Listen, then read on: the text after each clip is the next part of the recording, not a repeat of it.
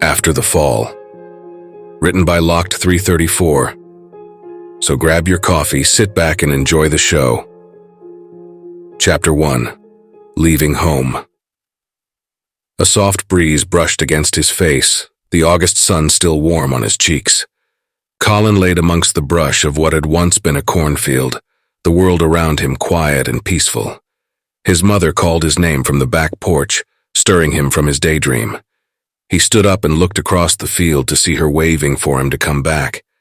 His feet had to make large strides to avoid the brush, and oftentimes he would stumble. His mother's calls became more urgent, and the tone in her voice caused him to look up again. He witnessed several bright streaks of light burn through the clouds above him. Colin jolted from his dream, his breathing erratic at first, but calmed quickly. It was the same dream every night. It was a relic of the life he once had. He would think back to his family and his tiny little single-wide trailer plopped in an old cornfield in that tiny little town in Alabama. Even the name of the place was a ghost to him now. All that remained was ash, and names meant little. His hands wiped at the dust on his pale face and slowly rose from his makeshift bed. He knew he was somewhere between Georgia and North Carolina, but that was as close of a guess as he could make. The world had become so much different after the fall. He gathered his things in the olive-drab satchel he had found among the debris of his father's things. There was little to save, but he managed to salvage some clothing and canned goods. It had taken him a long time to leave town, but when he realized help was not coming for the only survivor of his home, he knew he had to look for help. He had learned a lot in the few months he had been alone, being cautious being the most important. Colin stepped out of the gaping hole within the half-broken grocery store he had taken shelter in just as the sun attempted to light the sky. The color was distorted to crimson through the haze that remained in the air, but he knew it was dawn.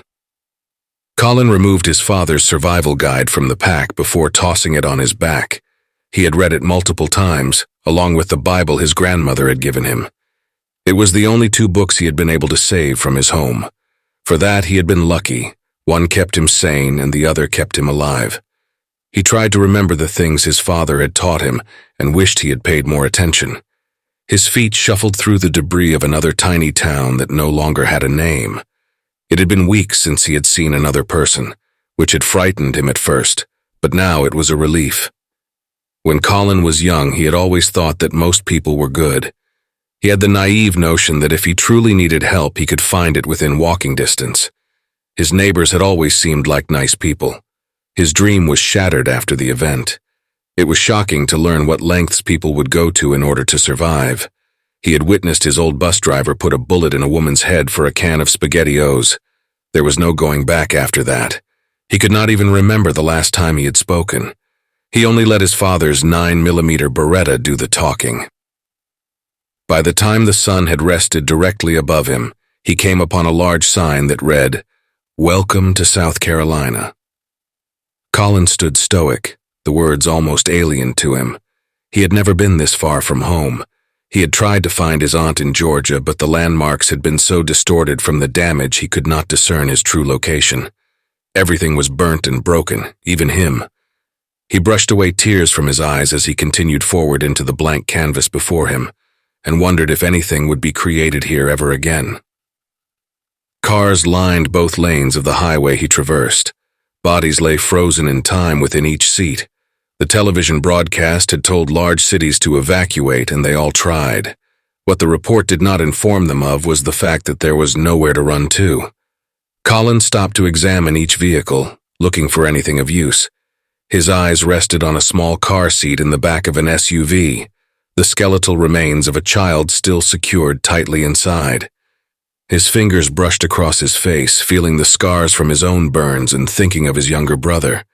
He had to shake off his despair. He could not break down in the open. It was not safe. Nowhere was. Colin passed through what was probably once a bustling main street. Crumpled buildings greet him at every step. The sun was falling, and he knew he would need shelter. The night had brought its own pitfalls. The more troublesome members of society had taken over the dark. Most of them had learned that people moved at night to avoid detection, and had started hunting in the twilight hours. He made sure to not be their prey, finding shelter in an abandoned gas station. He had always hated the dark, but this was something different.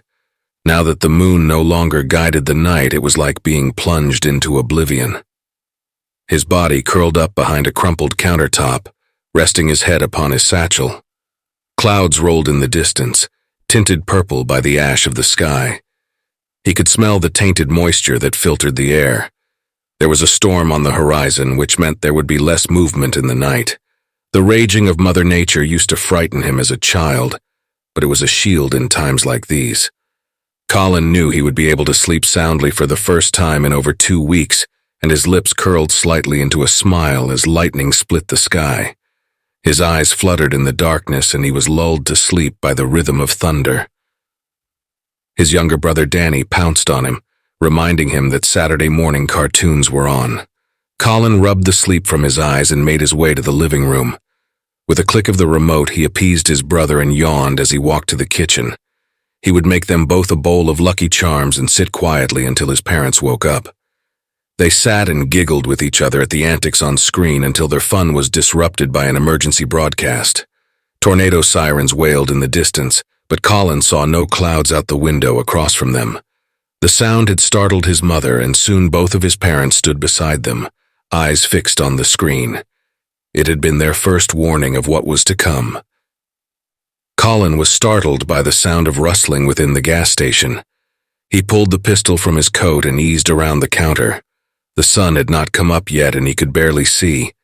His pale blue eyes were even worse for seeing in this darkness, but his ears had become sharp.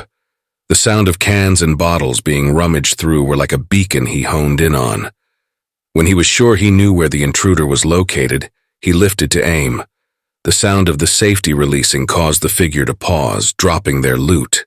They did not move, and Colin froze as well, not knowing if they had a weapon or not. His body shook as he slowly applied pressure to the trigger. "Please, if you have a gun, don't shoot," the voice of a child called out. "I'm just looking for food, not trying to start any trouble." Colin's voice replied, raspy from lack of use. "Anyone with you?" "No, sir," the child whimpered. "Then take what you need and leave. That's your last warning," he barked. Tiny feet shuffled in the dark, grabbing at things Colin could not see. He followed the sound until it exited the store. He listened intently as the steps drew further away from him, and even after they were gone, he could not go back to sleep. He simply sat gripping his weapon until the daylight allowed him to see. The store was a mess, and the kid must have been knocking things over to try and tell what he was grabbing for.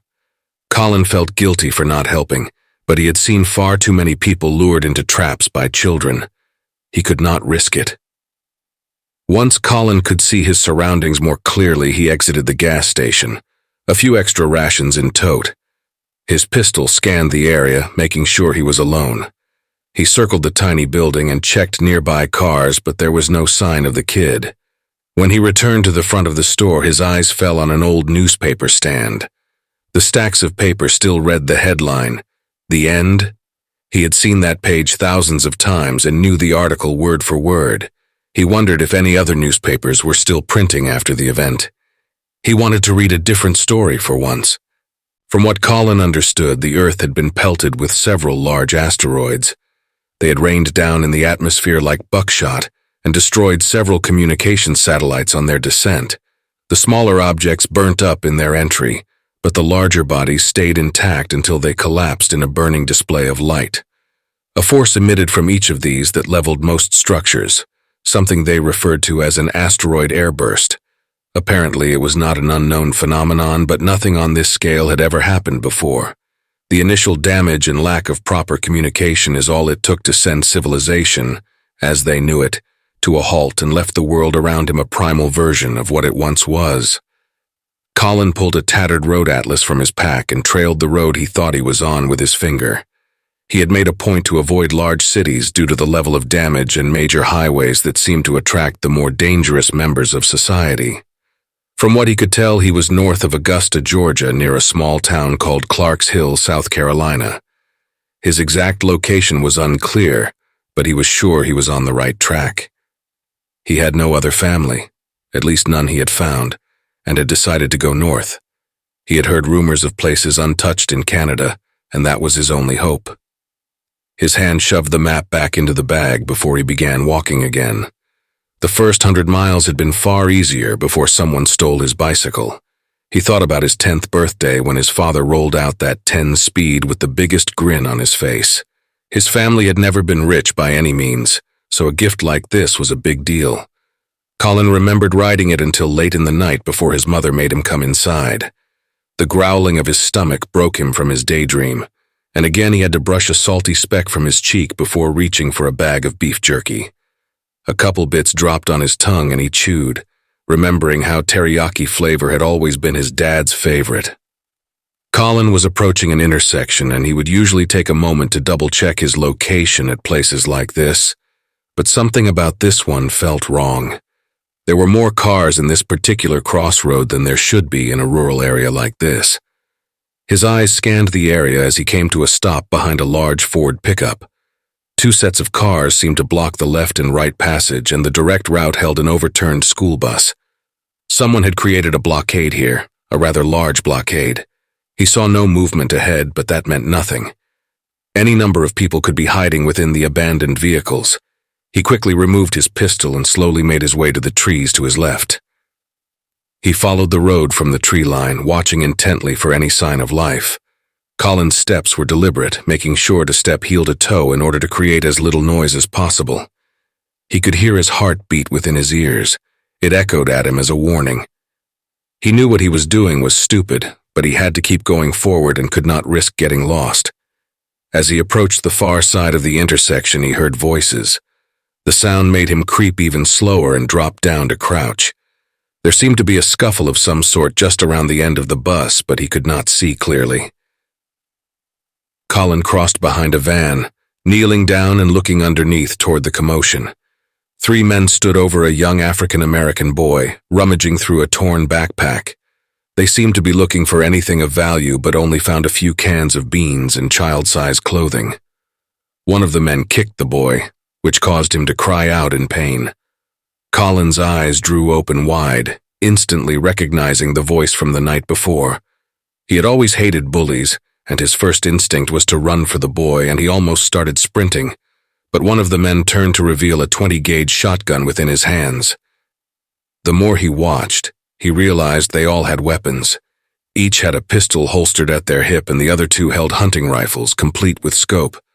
This made Colin realize that the only reason he had been able to approach was that they were too preoccupied with the boy. He argued with himself internally on what to do, watching as they spat and kicked the child repeatedly. Then one of them pulled their pistol, aiming it at the back of the boy's head. One of the men yelled, "What are you doing, Earl?" "He's got nothing. We want Ned, and he's going to die out here anyway," his friend replied. Colin snapped into motion, his feet moving before his mind even registered the action. Within seconds, he had rounded the bus, dropped the safety, and emptied half of a clip into the 3 men. The shock forced the leader of the group to release a shot into the air, but the other dropped before they could fire. The boy lay on the asphalt, covering his ears from the sound and crying. Colin's heart felt like it was about to beat out of his chest before the reality of what he had done came crashing down on him. His hands hung limply by his sides as he fell to his knees. He had never actually had to kill anyone, and it was hard for him to process. He sat, staring down at his hands and feeling like a monster. Soon his face was soaked by his inability to hold back his despair. The boy slowly crawled over to Colin, placing a hand on top of his knee. Colin jumped, not used to being touched, almost falling back. "Thanks, mister," the young man said through sobs as he slowly got to his feet. It took a good 15 minutes for Colin to compose himself and get up from the road. He shuffled around the men as the boy searched each one for anything useful. They all looked like the kind of men that would have been buddies with his father. The idea that the world had become so horrible in just a few months was torture, and he had hoped he would not have had to become one of its monsters. Colin grabbed one of the rifles, an extra pistol, and as much ammo as he could carry. He only took 1 can of food and a bottle of water. He left the rest for the kid and began walking north again. The boy followed a few feet behind, and Colin simply ignored him for about a mile. They both walked in silence until his new companion decided to speak. He repeated how thankful he was for help and came closer to Colin. When the boy was walking beside him, he noticed a small hand reach over, as if wanting to give him a handshake. "My name's Anthony, but everybody calls me Tony." He tried to smile through a swollen lip. The older of the two stopped and scratched his head for a moment and finally took hold of the kid's hand. He shook it gently, not sure how hurt Tony was. "I'm Colin," he sighed. "So, are you gonna just keep following me now?" "No. A matter of fact, I was headed this way anyway," he smirked. "You might say you are following me." Colin shook his head and started walking again. "Whatever you say, kid." They continued this way for the next day, mostly silent until Tony decided to spark up a conversation. It was usually silly things that did not matter anymore, like old television programs or comic books. Colin never said much but did not completely ignore the boy. The way Tony spoke reminded him of his younger brother, and something about that was comforting. The two finally came upon an old farmhouse tucked back inside the tree line. Colin knew darkness would be upon them soon, so he instructed Tony to follow him to the structure. Colin handed Tony a pistol and made sure he knew how to use it, pointing out the safety switch on the side. He told the boy to wait by a tree nearby until he could search the house. The older of the two disappeared into the dark structure, moving from wall to doorway with his pistol trained on anything within his immediate view. He remembered the basics of breach and clear tactics, not just from his father, but from so many years playing first-person shooter games. He hoped it was enough to keep himself safe. When each room was found empty, he returned to the front door and whistled for Tony to come inside. They made themselves at home within the living room. They were lucky enough to find a small kerosene lamp to fight back the night. Tony attempted to entertain Colin with horrible knock-knock jokes as they passed a can of frankenbeans across the small wooden coffee table. The scene almost felt normal to Colin, and he started to forget what the world had become around him, but with every sound from outside the door, his eyes would jerk toward the window. Each time he would search the surrounding area before coming back inside, and eventually the routine had become exhausting. He just wanted to get some sleep before they had to start walking again in the morning. "Enough jokes. Let's get some rest," his voice being much harsher than he intended. Tony's head lowered before he slid back to the couch. "Sorry, just used to talking with my brothers before bed." Colin felt like a jackass and shook his head. "No, I'm sorry, kid. I forget I'm not the only person to lose people. I should remember that," he said before taking a seat across from his companion.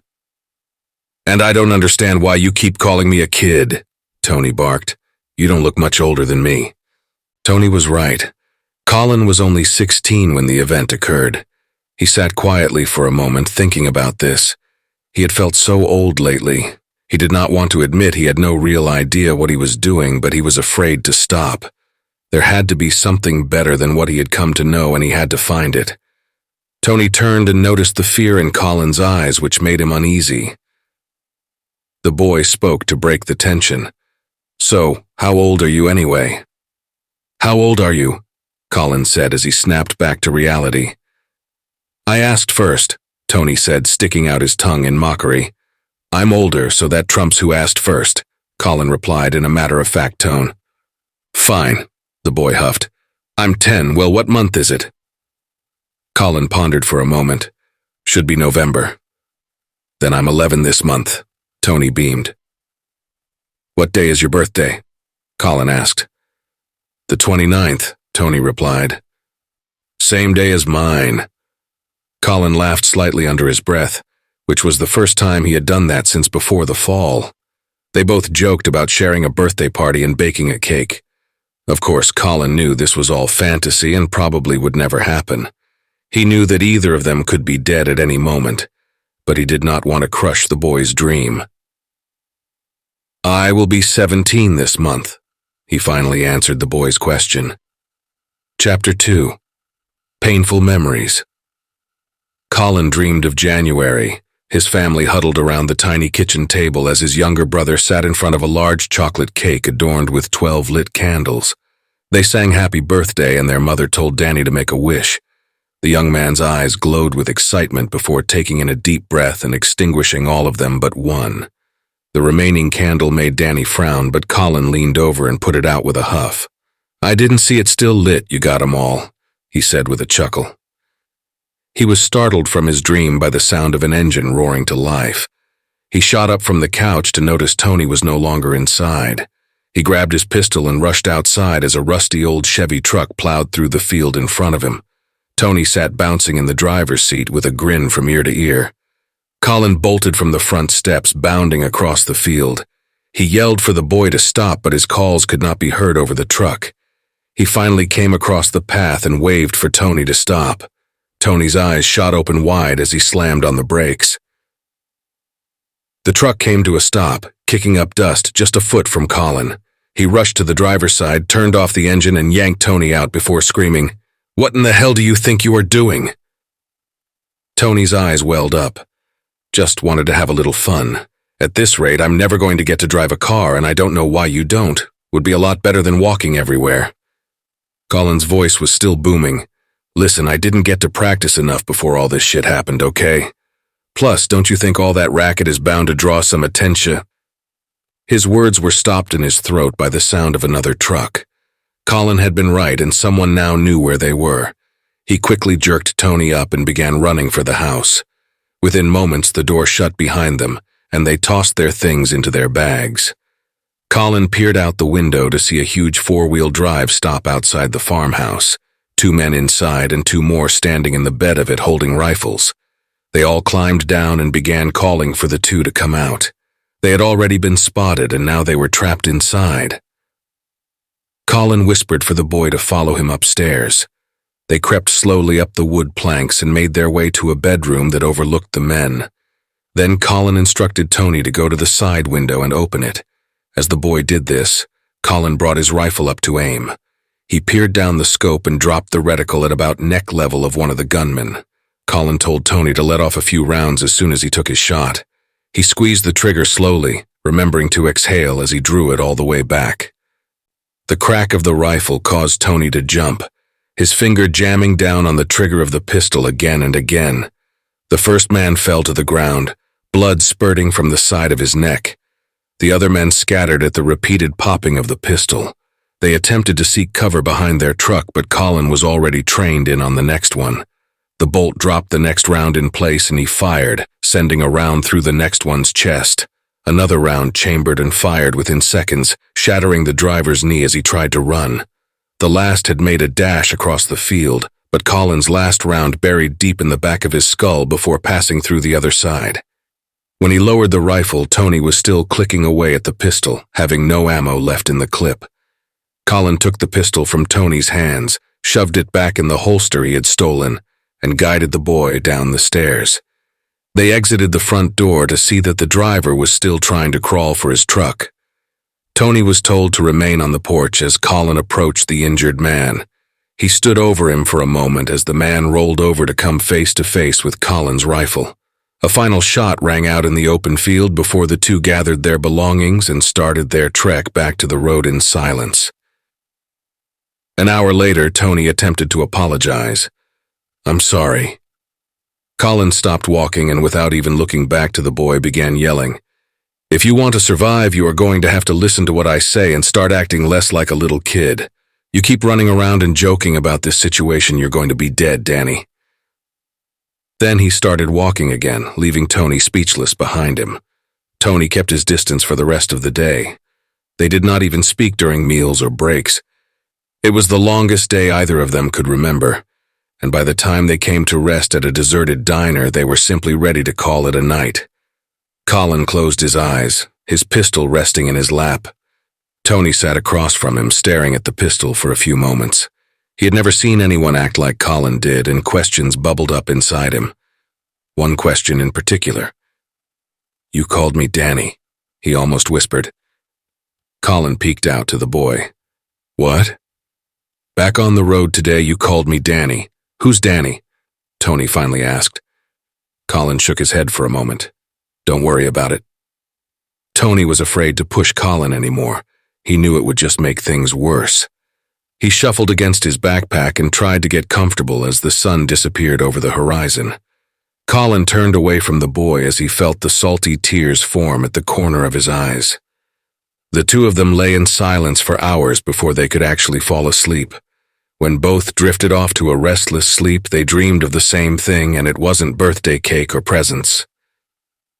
Colin simply nudged the boy awake with his boot and tossed him his backpack. He had already been up a couple hours and had stocked up on what few things were still edible from the diner. They began walking again and found themselves passing through a tiny neighborhood. Each house looked similar, yet minor differences drew their attention. They both quietly admired the change of scenery. It had been all trees for quite some time. Colin's eyes trained on the windows most of all, his rifle in hand. Tony had even kept a pistol in his pocket now, knowing danger could be around any corner. They had both become hardened by this world, even though neither of them were truly ready for it. Then Colin's eyes came to rest on something laying in the grass. It was shiny and new, even though it was more of a purple than the blue one he had. He slowly picked up the bicycle, pressing on the tires to check for air. They were firm and he knew they could use it to move a little quicker. He waved Tony over and sat on the seat, then gestured for Tony to hop on the back pegs. The two of them began rolling down the hill, and the breeze on their face reminded them of a better time. Colin wanted to yell out with excitement, but he knew it would be a bad idea. When the hill tapered off, the bike came to a stop at a sign that read, "Whoa, 30 miles to Charlotte." Colin's fun had been dampened at the thought, and he simply pulled out his map. They would need to turn north to avoid the city, and he began plotting a path. Tony slipped off the bike and walked over in front of it, reaching up and pulling the paper down so that Colin could see him. "You feel like talking to me now?" the boy said in an almost bashful tone. "Just didn't have anything to say," Colin replied before pulling his map back up. "You could start by telling me who Danny is," Tony quipped. Colin closed the atlas and shoved it back in his satchel with a sigh. He rubbed at his eyes and tried to think of the right words. He tried not to think about his little brother, but Tony was a constant reminder of his mistakes. He wanted to tell Tony the truth and just get it out. It was the first time he even had someone to talk to in months.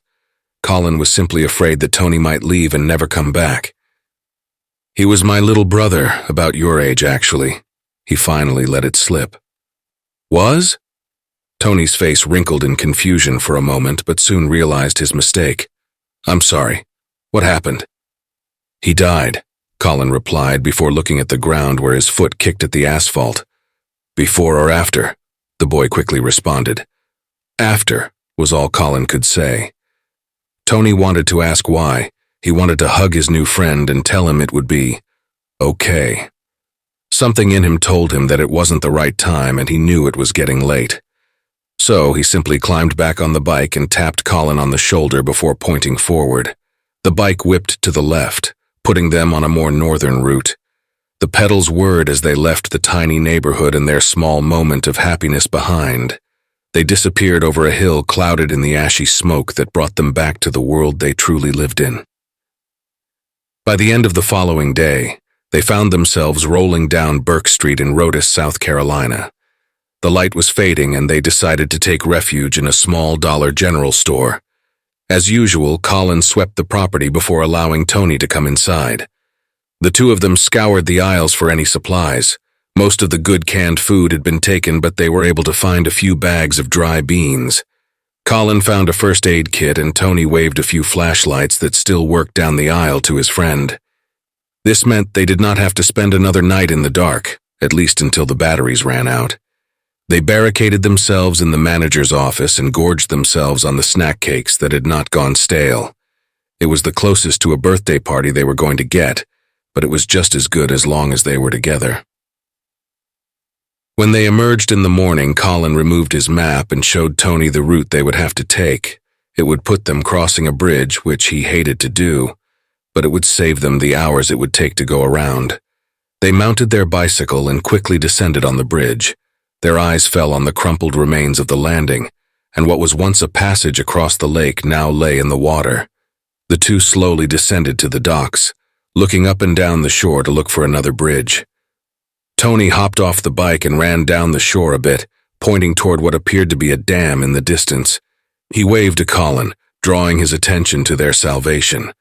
A smile grew on Colin's face. He really did not want to have to go back and around the water. The bike began to roll forward as Tony came running back. The two boys met back at a small building up from the landing and decided to make their way toward the dam. A whistling noise caught Colin's attention and he stopped the bike just as an arrow struck him in his right shoulder. Tony screamed at the sight and started toward him, but Colin yelled for him to run for cover. Tony dove behind a pile of canoes and Colin began pedaling as fast as he could. His eyes scanned the buildings as he went, and just before he passed beyond a building, another arrow buried into the wall beside him. His body fell from the seat of the bicycle, and he began crawling behind a storage container. The two boys were only 10 feet from each other, but without knowing where the shots came from, it might as well have been miles. Tony cried into his hands, trying to be silent because Colin had already taught him how important that was. Colin looked down at the shiny projectile that jutted from his jacket, the red having quickly dyed the cloth around it. He was in immense pain, but he could not let that stop him now. The two of them were still in a lot of danger. Colin tried to peer over the crate, but the roof over him blocked most of his view. He knew the shot must have come from an elevated position, but he could not see any open windows or rooftops. He pointed to Tony, then to his eyes, then back out toward the building across from them. It took the boy a minute to understand, but then he shuffled to the other side of the canoes. Tony inched over one of them and searched the area. An arrow punctured the hull of a nearby boat, which sent Tony diving for the ground. He tried to whisper something, but Colin could not make it out. Then the boy pointed to his eyes, then across the street, and made an arch from his hands that signaled, "Roof." Colin put up his hand, instructed Tony to stay put, then eased around the opposite side of the building. As he approached the opposite corner, he took a quick peek toward the roof. Standing with the bow drawn was a very thin man wearing a hockey mask covered in what appeared to be dried blood. Colin watched the man for a few moments, seeing that he was still focused on the other side of the building. He moved closer, coming to a small car. He attempted to aim the rifle, but pain pulsed through him when he lifted it. He hoisted the barrel over the trunk of the car with his left arm and tried to steady it as best as he could. His breathing had become erratic, causing the reticle on the scope to jump violently. Colin tried to calm himself. He knew he would only get one shot. The crosshairs swayed from the man's head down to his left arm, which happened to be the one holding the compound bow. His breathing slowed, and when his aim was as steady as he could make it, his finger pulled the trigger. The shot grazed the man's left arm, pieces of his jacket scattering to the wind. He turned and fired an arrow that stuck into the hood of the car in front of Colin. The young man ducked for cover as another arrow was let loose. From the corner of the building he saw Tony, tears streaming down his face. He had used the shot as a distraction to come help, but Colin was not sure what to do. They both made their way back around the building and moved back further away from their attacker. The building was small and would not hide them for long. The man had them at a disadvantage, and Colin knew this. Plus, he now stood between them and the dam. They would have to eliminate the man, but he was not sure how. As they rounded a side street and attempted to come around to their attacker's left, Colin knelt beside a tree and told Tony to take the rifle. He hesitated, but Colin simply shoved it in the boy's hands. Tony shook his head and tried to hand it back, but Colin resisted. "No, I can't lift it, and if we don't stop this guy, we are dead," he gasped through his pain. "You have to take the shot, kid." Tony cried. He had never had to kill anyone and did not want to. Colin could see it in the boy's eyes, and he did not want to have to make this choice. There really was no choice, though, and he began to tell him what to do. He pointed at the bolt, drawing it back and placing a new round in the chamber. He dropped the bolt closed and told him to bring it up to his shoulder. Colin pushed the stock into Tony's shoulder hard. "You gotta have a good grip on this one. It has more kick than the pistol. You're going to want to look through that lens right there, and where the two lines meet is what you are aiming for. You try to calm yourself, line up those crosshairs, then take a deep breath. You pull that trigger as you breathe out, slowly, and you will be fine." The words came rushing back to Colin just the way they had from his father. Tony crouched and crawled around the tree. He could see the man still searching for them, but only the top half of his body was visible. He rose to his knees, trying to brace himself. Colin stood right behind him, reminding him to try to stay calm. The man turned to look in their direction and came close to that side of the roof. Tony began shaking at his feet, and it traveled through his whole body. Colin rested a hand on his shoulder and promised it would be all right. The crosshairs danced around a bit, and Colin reminded him to shoot for the biggest part of the man's body he could see. When the two lines intersected over the man's stomach, Tony let out a sigh and pulled the trigger. The two found their way to a church nearby, and Tony sat on a pew as Colin dropped his bag beside him. He told Tony that he needed him to break the back end of the arrow and pull it out. Tony hesitated, but Colin insisted, handing him a thick towel. He told him to break the end off, remove it, and cover the wound with the towel, stressing the fact that he would need to press hard. Tony was still shaking, but he knew his friend was right. He had seen all this in the movies, but he wasn't sure if he was strong enough. The shaft cracked and broke free, causing Colin to scream out in agony. They both removed the halves of the arrow and covered each side with a towel. "What happened to Danny, Colin?" Tony's voice low, his hope dwindling. "I told you he died," Colin snapped. "But how, Colin? How did he die?" Tony pushed harder for the answer. Colin couldn't take it anymore. He had almost gotten both of them killed, and now he couldn't even lift his rifle. His body jerked from his sobs, unable to hold it back anymore. Tony immediately felt horrible for even asking, but was not sure what to say. He simply kept pressing the towel against Colin's shoulder, which was soaked with blood by now. Colin paused, the words not wanting to come. I couldn't protect him. Tony listened as a story was told about two young boys playing in an old cornfield. The land had long been without a harvest, his family no longer sowing the seeds. It had been a dream of his grandfather's, and once he was gone, no one saw the need. His parents placed their little mobile home on the land to keep his grandmother company. She enjoyed having her grandchildren so close. The boys would spend their evenings and weekends playing in the field and down in the trees behind it. That was until the fall. His parents had died trying to protect them. They did not have a shelter, but all huddled in the center bathroom of his grandmother's two-story house. The two boys had been placed inside a large cast-iron tub, and both parents had lain down on top of them. This was the best shield they had, as the heavens rained down on them. When the commotion ended, Colin had to force his parents off of himself and his brother. The medicine cabinet had come crashing down with such force it had jabbed into their father's skull, and shards of glass protruded from their mother's neck.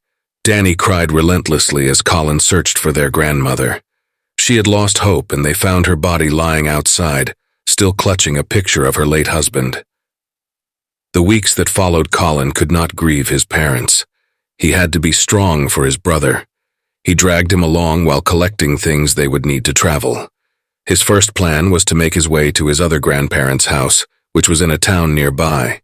It would be a long walk, but he had no choice. There was nowhere else to go.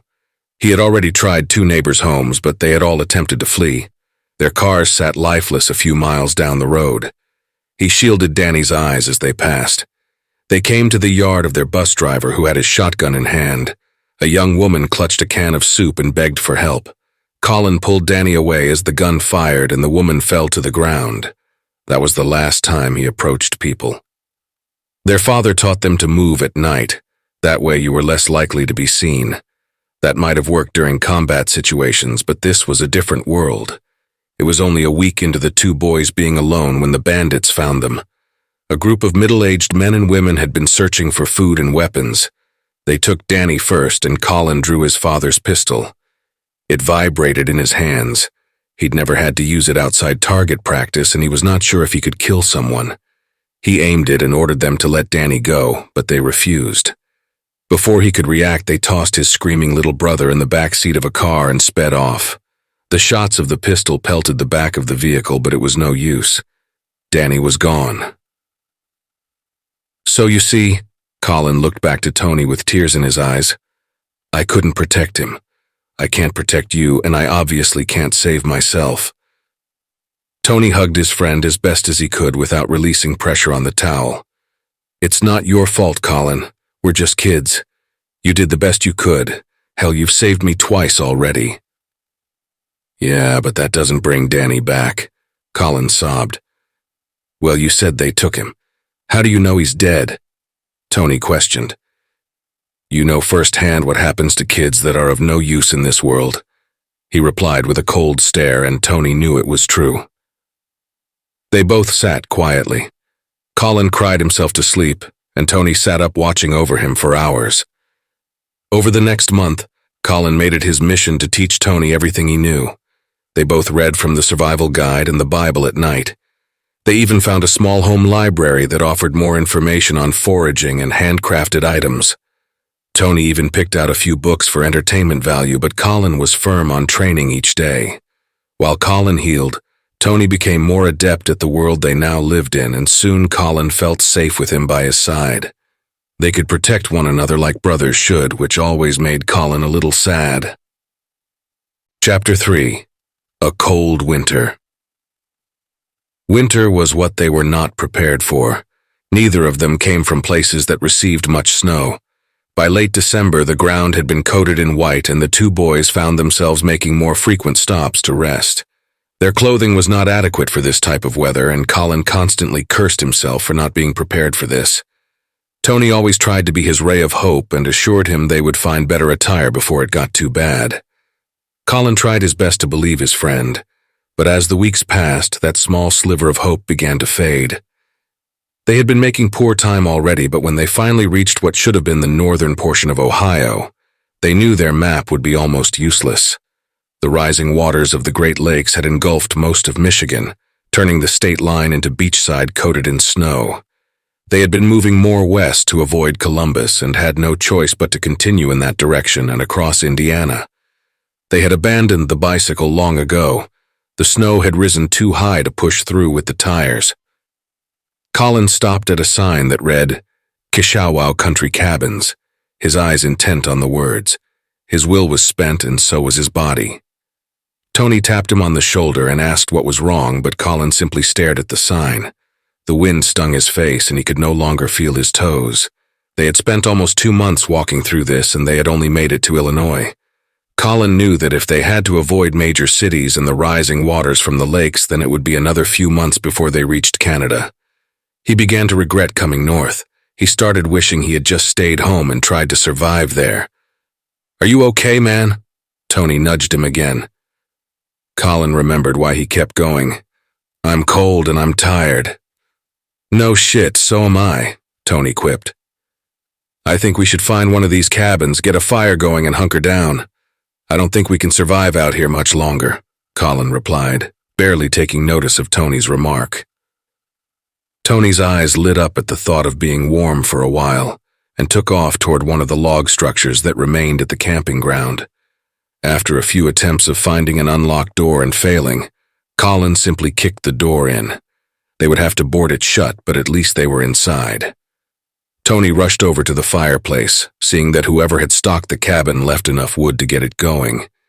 He began lighting kindling and grabbed for the first log while Colin surveyed the place. They had abandoned their normal caution for warmth, and he needed to make sure they were safe. The tiny cabin had a living room, 2 bedrooms, a small kitchen, and 1 bathroom. Even if the facility was on a well, Colin knew the pipes would have frozen long ago. They would have to melt down snow over the fire to drink and bathe. The fridge was empty, but there were a few canned goods left in the small pantry. It wasn't much, but it was something.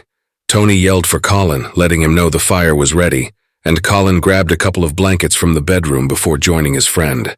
They both stripped off their dripping coats, shoes, and socks, then laid in front of the light as the sun went down. Tony asked what Colin's plan was from here, but he was silent for a moment. Let's worry about that in the morning, he finally replied before tossing Tony a thick comforter.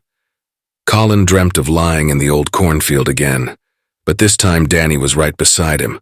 He turned, staring into his brother's eyes, and noticed malice within them. Danny asked why he had been forgotten so easily, and Colin tried to explain through tears. He tried to tell him how sorry he was, and that Tony wasn't a replacement, that he could never replace him. The sky above turned dark and cold, the wind picking up rapidly. Colin looked up as snow began to cover his face, and when he looked back, Danny's form was replaced with Tony's. His friend spoke. Wake up, Colin." Tony stood over Colin, shaking him and trying to get him to open his eyes. Colin's eyes remained shut but mumbled apologies over and over again. Tony felt his forehead. It was extremely warm and sweat beaded upon it. The young boy could tell his friend was shaking despite how warm it felt. He knew that Colin must have a fever. The boy dug through their pack for the first aid kit, finding a small packet of ibuprofen before grabbing a bottle of water. He heaved Colin up from behind and pushed the pills between his friend's lips. His hand shook as he tried to pour the water in and get Colin the swallow, begging him to take the medicine. Through his fever-induced haze, Colin choked down the pills. Tony laid him down again and rushed to find a towel. He knew he had to bring down his temperature. For the next few days, Tony medicated his friend, tried to keep him comfortable and gave as much water as Colin could swallow. They did not have any antibiotics, and Tony could only hope Colin was strong enough to fight off whatever infection afflicted him. The boy was scared, but his friend had prepared him to survive. Tony had learned to shoot, track, hunt, and prepare food, which would come in handy as their stocks were running low. They had not seen many animals, but anything would do. When Colin's fever broke, Tony decided to go out to look for food. They only had a couple of cans of beans left, and he knew that wasn't enough. Colin would need real food once he woke up. Tony had found a winter coat in one of the bedrooms. It was a little big, but it would help keep him warm. He took the pistol, Colin's hunting knife, and the rifle as he set out into the endless mounds of white. The wind was harsh to his cheeks, but he knew he had no choice. Colin awoke 4 hours later, his head pounding as he scanned the room. A small sliver of paper had the words, "Gone hunting," scribbled upon it.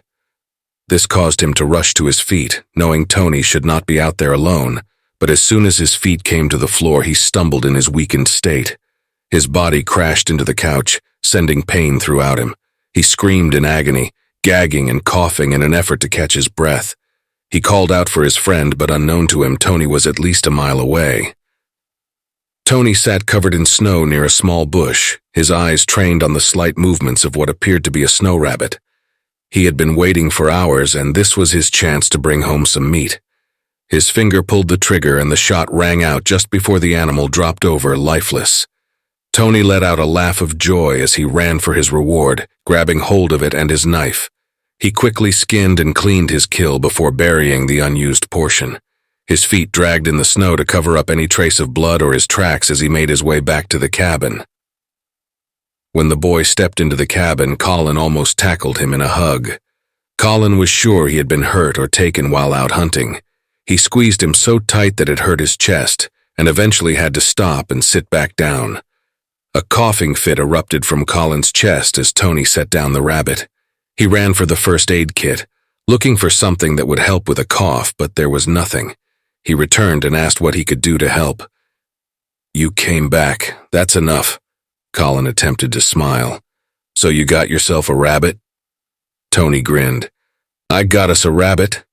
Tony had learned a little about cooking from his mom before the world turned to crap.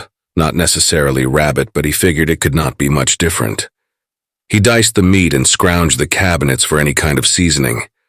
There was a bit of salt, pepper, and maybe a sprinkle or two of oregano. It wouldn't be much, but it would add a little flavor to the pot. It boiled over the fire as the Tony detailed his hunting trip.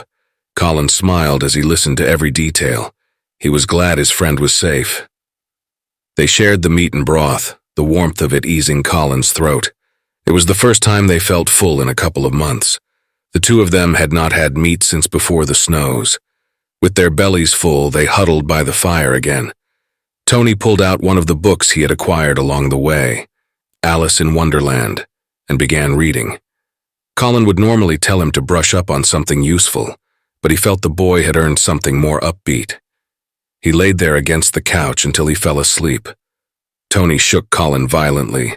"Wake up!" Colin groggily responded, "What the hell, what's wrong?" "There are wolves outside," the boy yelled. "That's not possible. Wolves don't live around here," Colin responded while trying to go back to sleep. Then he heard a very distinct howl. Colin shot up into the window, Tony following just behind.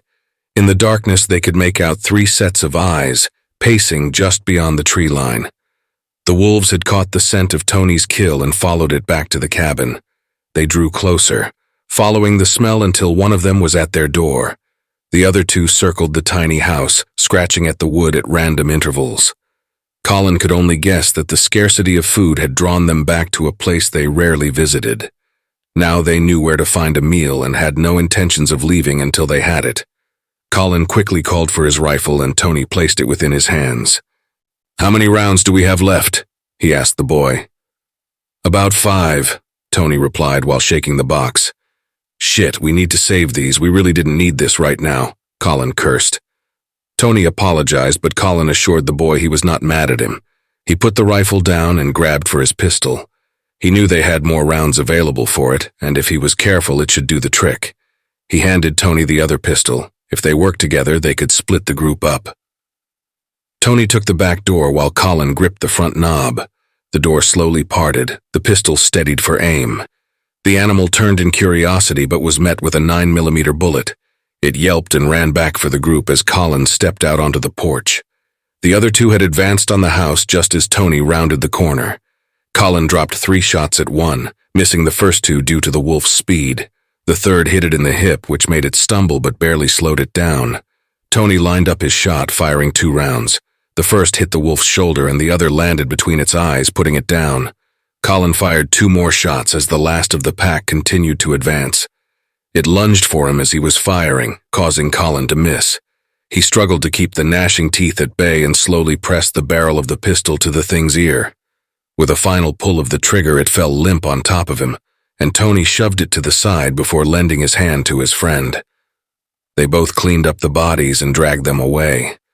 When they returned to the cabin, Tony finally asked the question he had been waiting a week to have answered. He wanted to know what they planned on doing next. They were almost out of food and were no closer to Canada. Colin had almost forgotten that he had promised him a plan before he fell ill. He rubbed at his eyes for a bit, going over what he had originally wanted to do that morning. It did not seem like the best idea now that they had seen what could be waiting in the woods, and predators had become more aggressive due to lack of food sources. "You ever had coffee?" Colin finally spoke. "No, but what's that got to do with anything?" Tony responded, his face wrinkled in confusion. "Follow me," Colin said with a smile.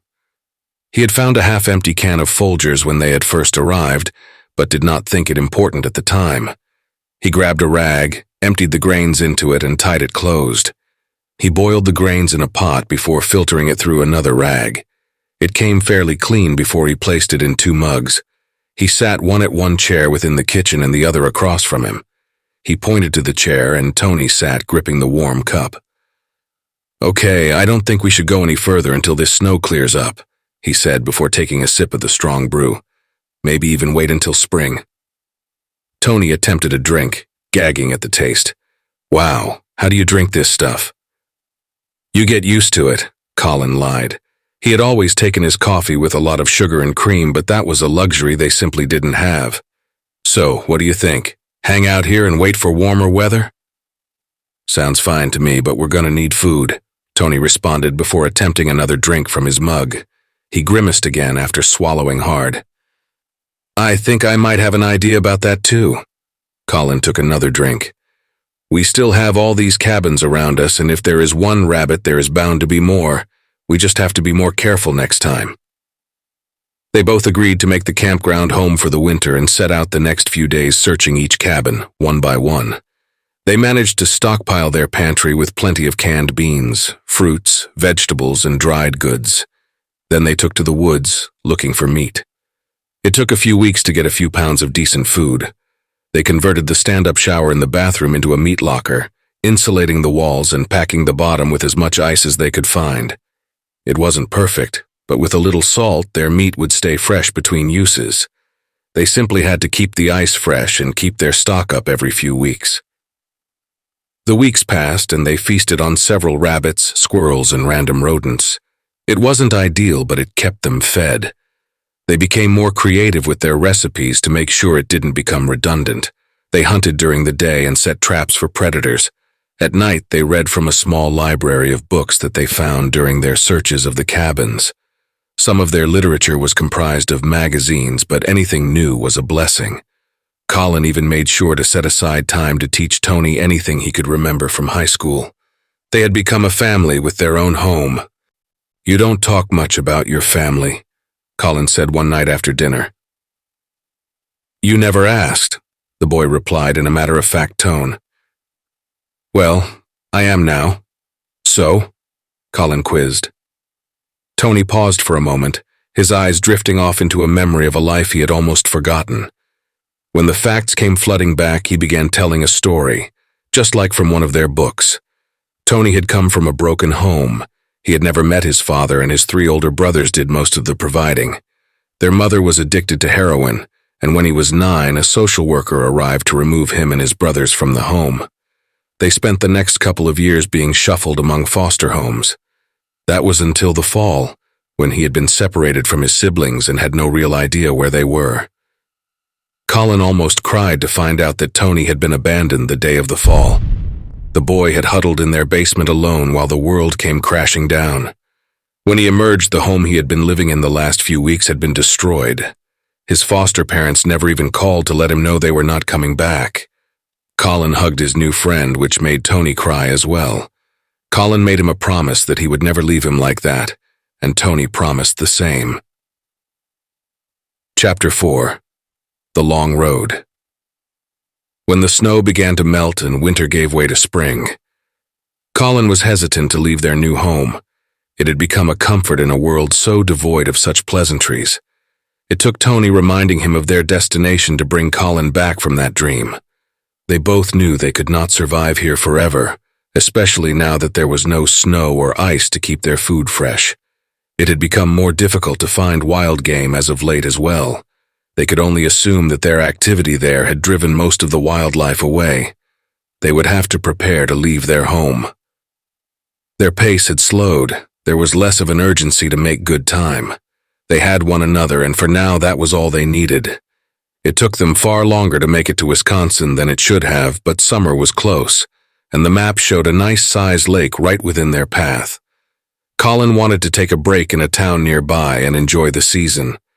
It was like having a real family vacation for once. He had never traveled much as a child, and this seemed like the best time of any to have some fun, especially now that Tony was with him. They unloaded their belongings into a large home at the end of what should have been Lewis Street, West Salem, Wisconsin. The backyard had a view spanning across a lake that the map named Neshonoc. Colin stood at the edge of the dock as Tony ran to the end of it. There was a small boat still tied to a post, just floating within the water as if it had been forgotten as well. Tony came rushing back with fishing poles in hand. "Look, maybe we can catch some dinner," the boy yelled with excitement. "Maybe," Colin said with a smile. "You know how to fish?" "Not really. My brothers took me once, but it was a long time ago." Tony seemed sad at the thought. "But you can show me, right?" Colin nodded and grabbed a pole before following Tony to the dock. They stood at the end casting lines. They tried to bait with the franks out of a can of franken beans, but did not have any luck. The two of them stayed out there for hours chatting about the last few weeks and where they were headed. When the sun went down, they made their way back to the house, hoping to find better bait tucked away somewhere. "If nothing else, we can dig for worms," Colin said as they stepped in the back door. "Can we go back out tonight?" Tony jumped with enthusiasm. "Let's start early in the morning. I'm pretty hungry and we could both use a rest," Colin responded.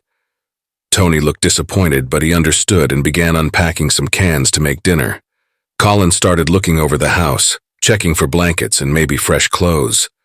As Colin entered the living room, Tony was standing over their bags, holding the Bible Colin's grandmother had given him.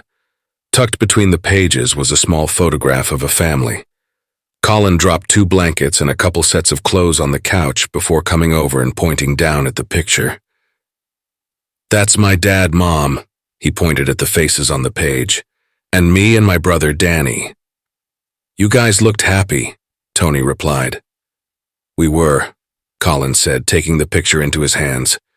He stared at the yellowed image. It was from long ago. They all were dressed in their Sunday morning attire. Colin with his button-down shirt and red sweater vest, his younger brother looking almost like a sailor, and his parents holding them close with big smiles playing on their face.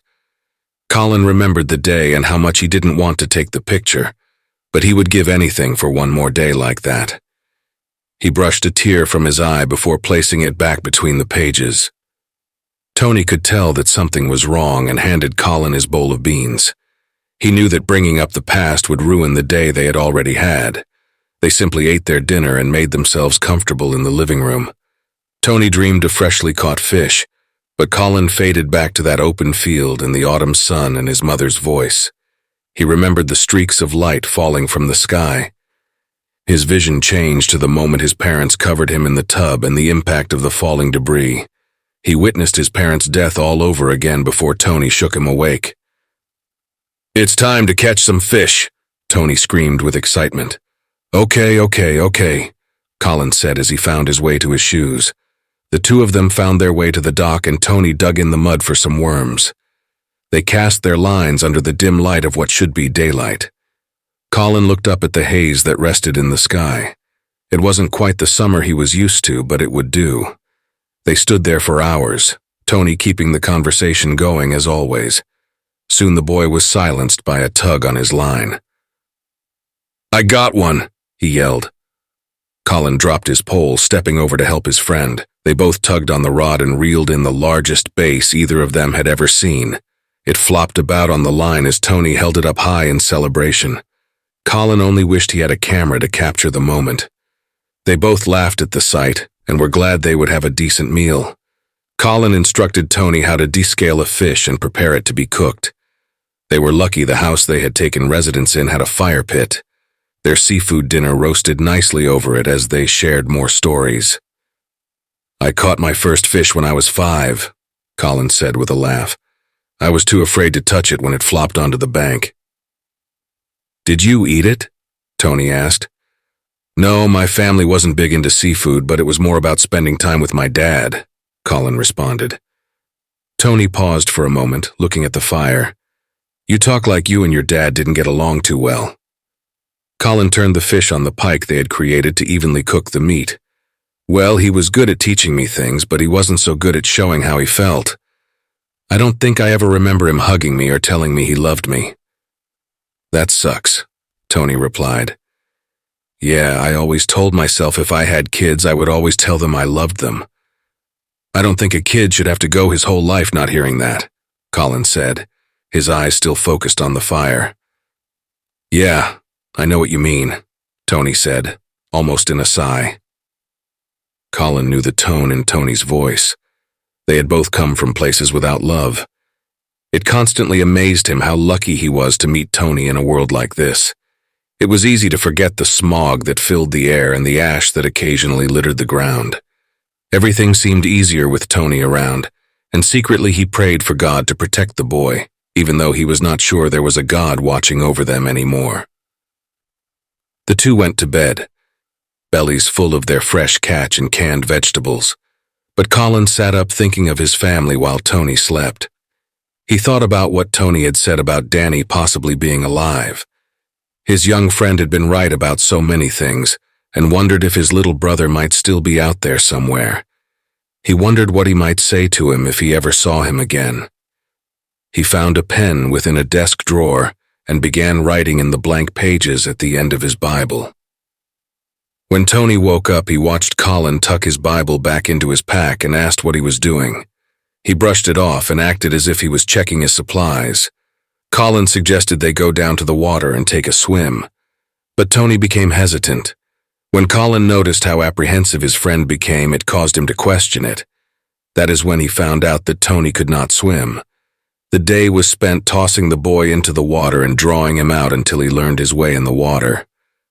"Thanks for teaching me to swim," Tony gasped as he pulled himself from the lake. "No problem. Sorry it was so rough. It's the only way I ever learned." Colin laughed slightly. Tony brushed the water from his face. "No, it's fine. Seems to be the only way to learn anything anymore. You get tossed into the deep end, and if you come up, you survive." Colin couldn't respond to that. It was the most honest thing he had ever heard. The whole world was the deep end now, and everyone had been tossed in. The people that were left were the ones who were either strong enough to stay afloat or just plain lucky. Colin wondered which of the two he was and looked at Tony, questioning the same thing. "Listen," Colin said in a somber tone. "If something happens to me, remember everything I have ever taught you and survive, okay?" Tony's eyes got wide and he leaned back from his friend. Colin had never spoken to him that way, and it was almost as if an elderly family member was saying their last goodbye. His eyes shifted side to side, not sure what to say when Colin's hands grasped his shoulders. "Promise me." Colin's voice was serious. "I promise," Tony responded. They spent the rest of the summer enjoying the lake. Colin was sure they had plenty of time to make it to Canada before the next winter, and wanted to enjoy as much time here at the water as possible. By the time they decided to leave, Tony was an expert fisherman and swimmer. They had even taken the rowboat out a few times to learn the water. It had been an amazing summer, better than any memory Colin could remember from his childhood. He only wished he could have shared it with Danny. Chapter 5. Autumn Leaves. By August, they had reached North Dakota, which meant the border was not far away. The open fields that once held wheat went on for miles, with the occasional town specked between them. Tony would make games of tag last for hours, the two of them chasing each other across old farmland. Colin almost felt like a kid again, and there was no one to tell them when to stop. They had not seen another soul in months, which meant the world was theirs. When they reached a sign that read Pembina, Colin pulled out his atlas. His finger trailed the route they were on and showed Tony that they were less than a day away from the border. Tony jumped up and down with excitement before slapping Colin on the shoulder. "You're it!" The boy took off into a field nearby, stalks of old wheat still dancing in the wind. Colin quickly shoved the map back into his pack and took off into the brush. "I'm gonna get you, kid!" he yelled, abandoning his normal caution in light of their good news. The two ran through the field, tagging each other back and forth. The tall grass parted at every step. Tony stopped abruptly and crouched, giggling as he watched Colin fly past without seeing him. Colin pushed the stalks away from him, searching all around for his friend. When his hand landed on Tony's shoulder, he gave him a light push and it sent the boy down on his hands and knees. "You're gonna pay for that," Tony yelled. Colin ran full speed away from the tiny spot, rushing to find a place to hide. His body emerged from the field beside a dying tree. He circled it and looked around. There was nothing in the area to give him away, and without the motion of the brush, Tony would have a harder time locating him. Colin simply crouched behind the small tree and waited for his friend to find him. That is, until he felt the hard steel of a rifle barrel push into his back. "Stand up," a man's voice said. Colin slowly rose from his kneeling position, bringing his hands into the air. "Listen, I don't have much, but you can have it. We're just trying to get to Canada." "Doesn't look like you're gonna make it, kid. Hand me the pack. Do it nice and slow," the voice commanded. Colin did as instructed, letting the strap slide down his arms and drop to the ground behind him. "Now the rifle," the man said, his tone growing more serious. The gun was let down and rested by the bag. The man had seen the pistol in the holster, and Colin was forced to remove it as well. His captor walked around the pack, pushing it to the side with his foot. Soon the man stood in front of Colin and told him to get on his knees and put his hands behind his head. Colin begged to be set free, but the man did not respond. Colin could tell he had been waiting at the border for people like him and began to regret this whole trip again. He felt so stupid for not being more cautious in the field, and the thought reminded him that Tony was still out there somewhere with no knowledge of what waited for him.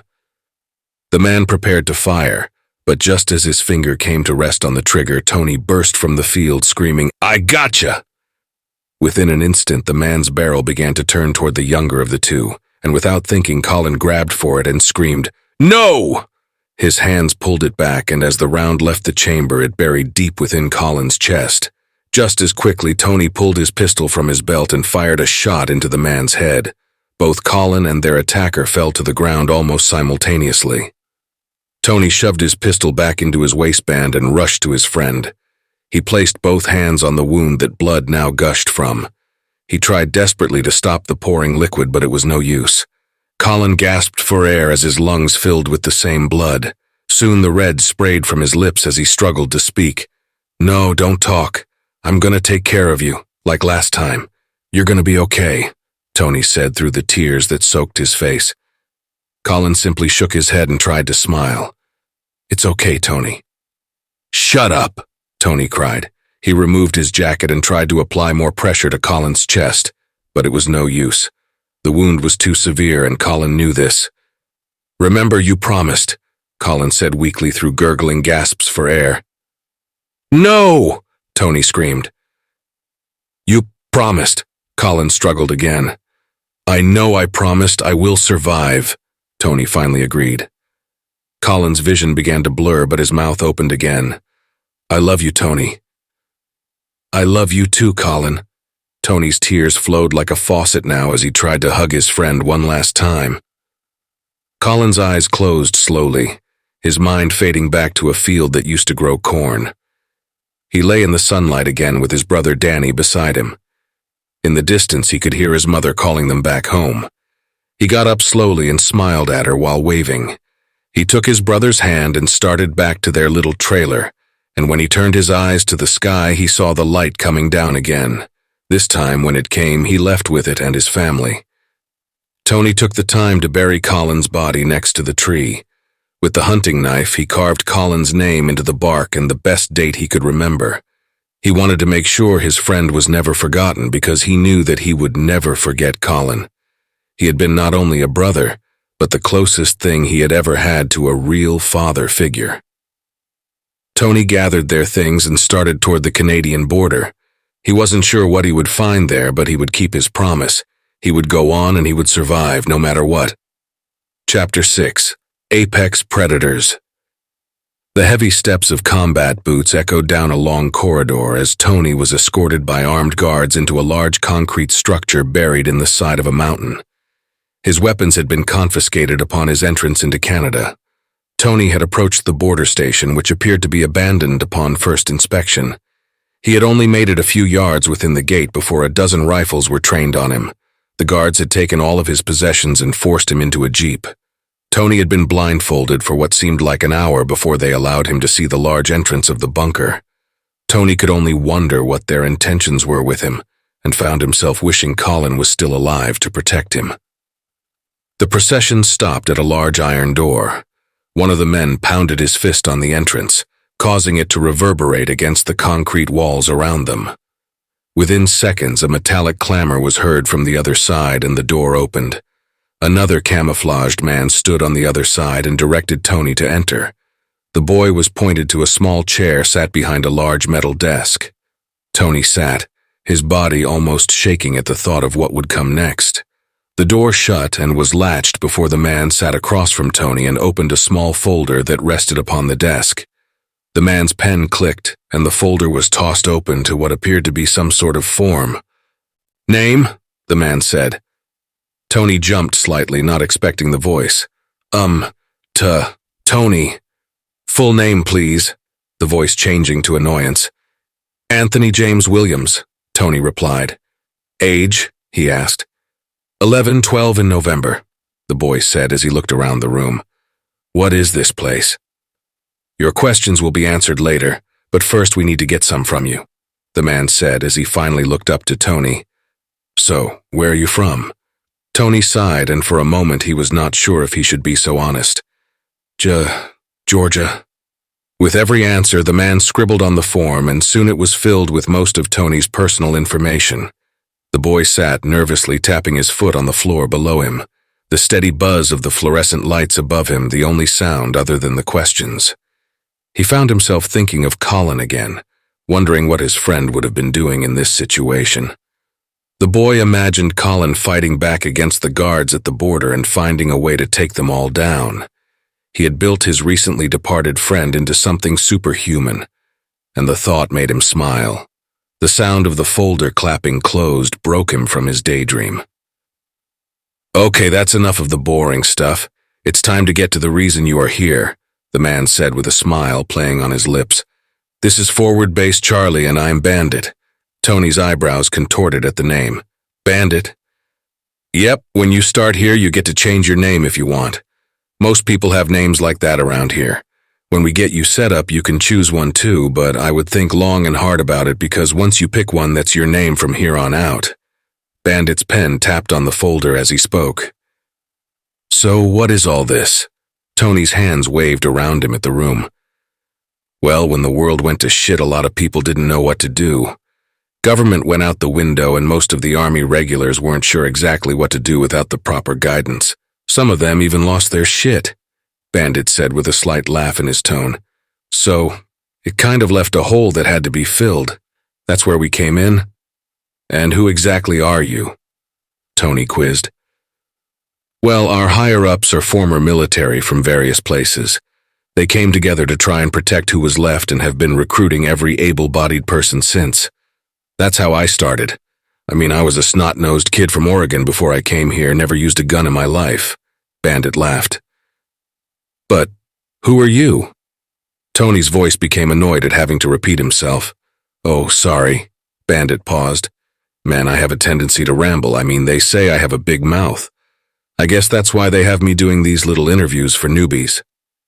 Tony simply shook his head before Bandit realized he still had not given the boy an answer. Okay, we call ourselves the Apex Predators. That sounds really lame, Tony scoffed. Bandit shook his head. Listen, I didn't make up the name, some old fart did. Something about there are two kinds of people in this world, the predator and the prey. You know, wolf and sheep shit. They wanted to make sure we were the top of the top, you know? Tony's eyes rolled a bit in his head. Most of the guys I have seen so far don't look much older than me. And you're what? 15? The look on Bandit's face showed how insulted he seemed to be. 16, actually. Bandit finally escorted Tony from the tiny room and further down the hallway. They came to a large bay window with a desk just behind it. A young Hispanic girl sat at the desk with aisles of shelving behind her.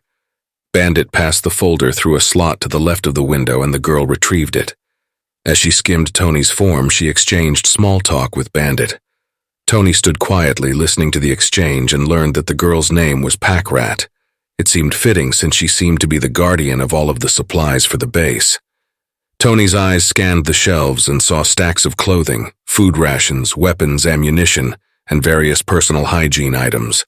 The girl finally turned her attention to Tony and began asking for his shirt, pants, and shoe sizes. Just as Bandit had taken his notes, so did Pack Rat.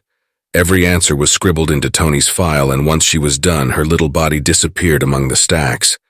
When she returned, a pile of clothing was dropped into the slot by the window. Bandit pointed to it, and Tony only assumed he was to gather the things. The boy opened the metal slot and removed 3 tan t-shirt shirts, 3 digital camouflage button-down shirts, and matching pants. Once he closed the slot, Pack Rat dropped a pair of black combat boots into it and shoved it back through. Bandit opened the door, grabbed the boots, and plopped them on top of Tony's pile. Tony looked down into the boots and noticed they were filled with rolled-up balls that must have been his socks and underwear. Okay, that's all you get for now, Bandit said. That is, until we learn a little more about how capable you are. Tony was then escorted further into the compound, past a large set of double doors that approached a crosswalk within the hall. They took a left and approached another door. Through a small window at the top of it, Tony could tell that this was some sort of barracks.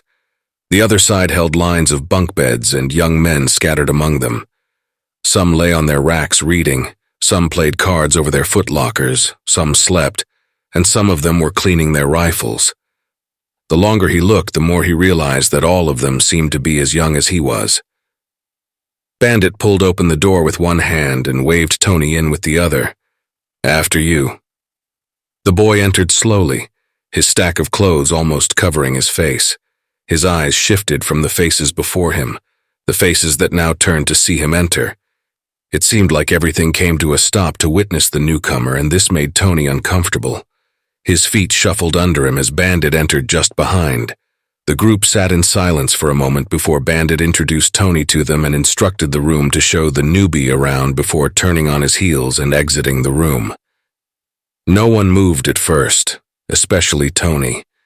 The world he had come to know recently had taught him to be cautious, and at the moment he felt like he was standing in front of a T-Rex, trying to be as still as possible so that he would not get attacked.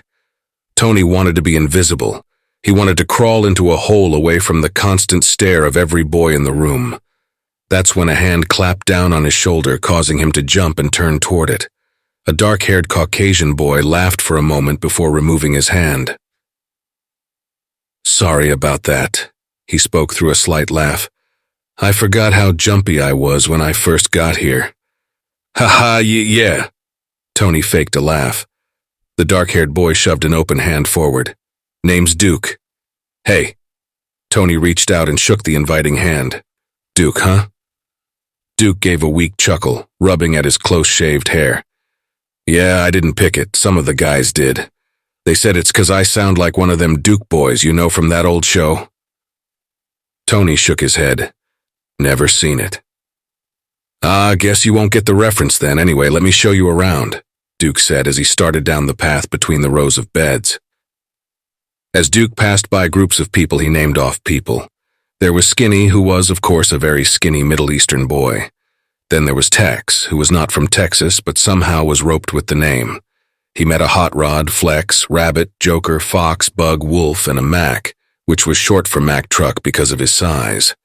All of these names had corresponding meanings and applied to the personality that held them. Tony began to understand the reason for the name-choosing tradition. They all seemed visibly happy to be someone different from who they had once been.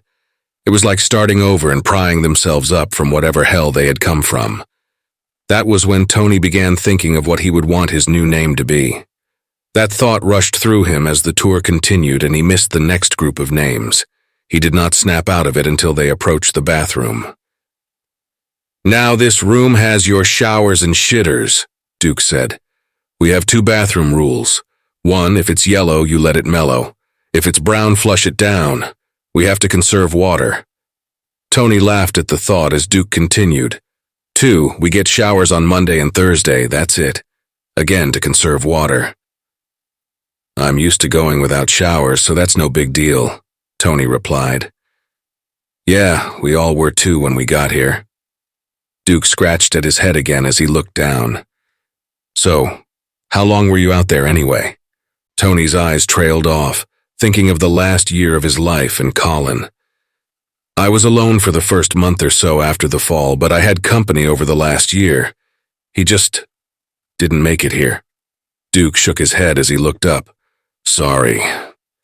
"It's okay, we almost made it. Some asshole tried to jack us just outside the border and my friend stopped him but got shot in the process." Tony kicked at the concrete as he spoke. "Man, that really sucks," Duke replied. "But you made it here and we take care of each other." Tony felt Duke's hand slap him on the back, and something about it made him feel better. He even gave a little laugh at the thought of feeling safe again. He had wondered if he would be after losing Colin, but the people here did not seem too bad. Duke showed him to an empty bed that he could use. Tony placed his clothing in the footlocker at the end of it and unrolled the folded sheets and pillowcase. He prepped his bed just before Bandit returned to the door. He called out to the room, "Lights out! We got an early day tomorrow, ladies!" And the flickering fluorescent lights above them went dark. The room was woken by a blaring trumpet. A very large man stood at the doorway while a young man blared the instrument. As the horn fell silent, the man instructed them to get on their gear and meet in the training area. Tony rushed to pull on his clothing as some of the other boys disappeared out the doors. He did not want to be left behind because he had no idea where the training area was. While he struggled to tie his boots, Duke stepped over to him and helped him finish. Duke stayed until Tony was finished and told him that he would not let him get lost on his first day. Tony thanked him, and something about the way Duke cared reminded him of Colin, which made him sad. He tried to hide the feeling and forced a smile as they exited the barracks.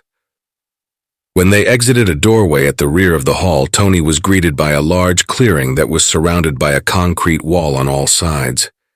His eyes scanned the enclosure in the dim daybreak, guessing that the wall had to be at least 20 feet high.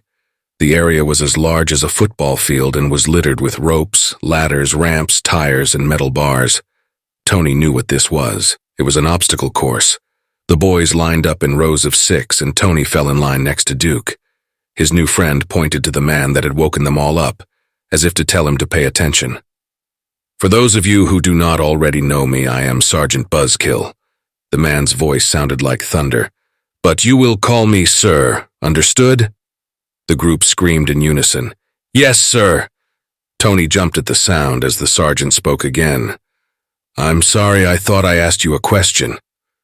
The boys screamed again, and this time Tony joined them. "Yes, sir." The sergeant paced back and forth across the front line, but his eyes caught sight of Tony, who stood in the back.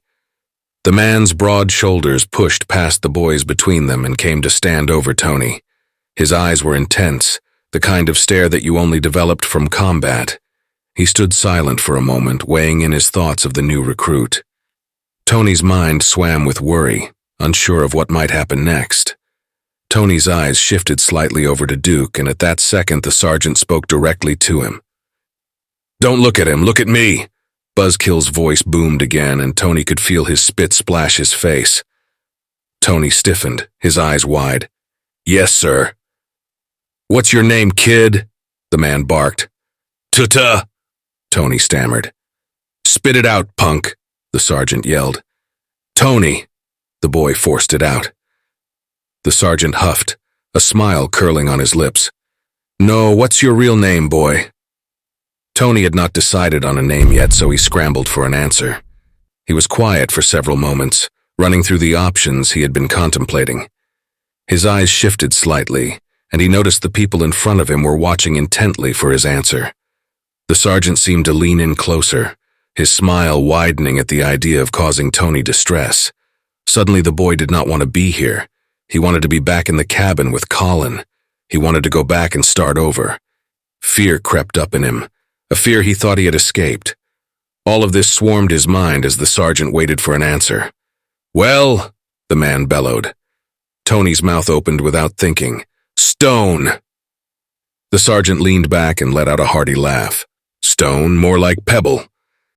All of the boys joined in the laughter, all of them except Duke, but they were silenced quickly by a raised hand from the sergeant before he spoke again. "Very well, Stone." The sergeant turned on one heel and returned to the front of the group. Tony felt Duke's elbow nudge him, and when he turned toward his friend, there was a grin spread across his face. Tony had chosen a name, which he could not change. From that moment forward, he would be known as Stone by everyone within the base. The day started with calisthenics as a warm-up. Then they hit the course, and though Tony had been worried about the task, he seemed to have no trouble with the challenge. His year with Colin in the emptiness had not only taught him a lot, but it had prepared his body for the future. That thought pushed him harder. Tony wanted to live up to Colin's memory. As Tony crossed the finish line before anyone else, one thing echoed within his mind, and that was his promise to survive. Through his gasps for breath, he was still able to smile, and he imagined Colin smiling back. "What are you smiling for, Stone?" the sergeant yelled. Tony was broke from his dream again. "I'm alive, sir." "For now," Buzzkill responded, a sense of seriousness in his voice. Tony's smile faded as the rest of the boys joined him at the end of the obstacle course. They all struggled to breathe, some hunched over and holding their knees. They all poured sweat and begged for rest. Tony could only imagine how tired everyone else was, but his muscles burned from the strain. Duke patted him on the back and congratulated him on finishing first. Tony feigned a smile again, unable to shake the sergeant's words. He knew how dangerous the world was, but the illusion of this place had allowed him to forget for a short time. The boy knew he would have to leave these walls eventually, and he was sure that was what his instructor meant. Chapter 7. On the Rise. The young men spent the winter training, Tony finding himself outshining most of his squad mates. While most of them had come from backgrounds with survival knowledge, Tony had lived it during his year with Colin. His sergeant soon requested that Tony become their training squad leader and would be tasked with carrying out their daily routine. When the announcement was made, Tony could feel the daggers dig into him from some of the older boys within the group. He knew his promotion would stir bad feelings, but there was little he could do about it. Tony had made a promise and he would do whatever it took to survive. After one particularly grueling day of traversing the course through harsh winter conditions, the boys took to their bunks groaning in pain. When Tony's head hit the pillow, his exhaustion brought him to slumber far quicker than it ever had. The grumbles and complaints around him had become common, but it faded as visions of the warm waters of a lake filtered into his mind. He saw Colin standing on a bank as Tony swam, the summer sun warming their bodies. A smile crept across Tony's lips during his sleep until the sun was eclipsed by darkness. He began to gasp, unable to breathe, and slipped under the water. Tony woke to his blanket being forced down on both sides by multiple boys. He quickly struggled to free himself, but their combined strength was too much to protest. Tony screamed into the sock that had been shoved into his mouth, begging for help. Soon a slurry of fists buried into his abdomen. He was struck repeatedly for several minutes within the dark room of their barracks. Each of them had blacked out their faces to avoid identification, but it did not matter. Tony knew who was attacking him and why. The commotion stirred Duke from his bed. He scrambled from his bunk and across another. When he reached the group, his body dove shoulder first into one of the boys holding down Tony. Another released his hold on the blanket to face Duke, slinging a fist in that direction. Duke quickly evaded, grasping hold of the arm as it passed and tossed the boy to the side. As Duke tried to right himself from the maneuver, another punch landed firm in his jaw, sending him to the floor. This had left one side of Tony's bed partially free, giving the squad leader the ability to free himself with squirms and kicks until his body slid from his bunk. Duke struggled to his feet, the other boys rounding the bed. Tony dropped his heel into one of their knees, which caused it to buckle. Soon Duke and Tony were back-to-back, surrounded by the remaining boys. They both bore their fists and prepared to fight as the ones on the floor regained their stance. Tony landed a right hook in one of the boys' ribs, while Duke's knee buried in one's gut. Their attack left him open, and they soon felt knuckles bury themselves in their faces. They stumbled but came to rest against each other's backs for support. The two advanced again, ready to strike, but just before they could land a hit, the fluorescent lights flicked to life above them and their sergeant's voice echoed through the hall. "What in the hell is going on in here?" Buzzkill's voice boomed. All of the boys stood like statues, Tony and Duke turning to face their instructor. "Squad Leader Stone?" The sergeant's eyes cutting to Tony. The group looked to Tony, his face bruised from the altercation. It was easy to see what had transpired, and all of them knew the consequences of their actions. Several boys shuffled their feet behind Tony, preparing nervously for their punishment. Tony had no reason to defend them, but he also knew that if they were punished for fighting, then so would he and Duke. It only took him a few seconds to make his decision. He stood at attention, steadying himself and clear his throat. "Everything is fine, sir, just a sparring session," Tony lied. "Well, it's over now. It's lights out, clean yourself up and get to bed," Buzzkill barked. All of the boys quickly made their way back to their bunks.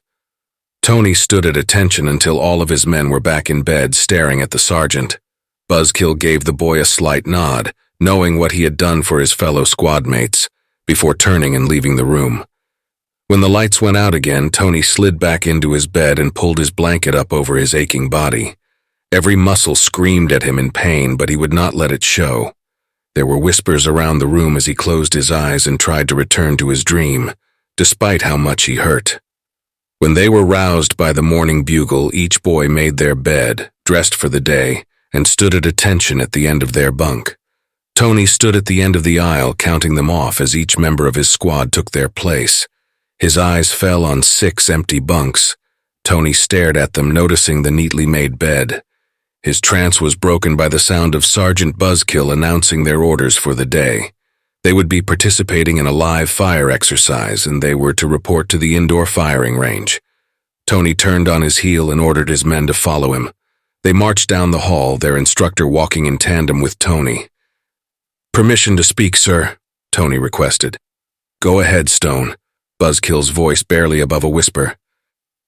"Where are my men?" the boy questioned. "They are not your men anymore. We don't need soldiers like that here," the man answered. The group entered the indoor range and took a place at each position.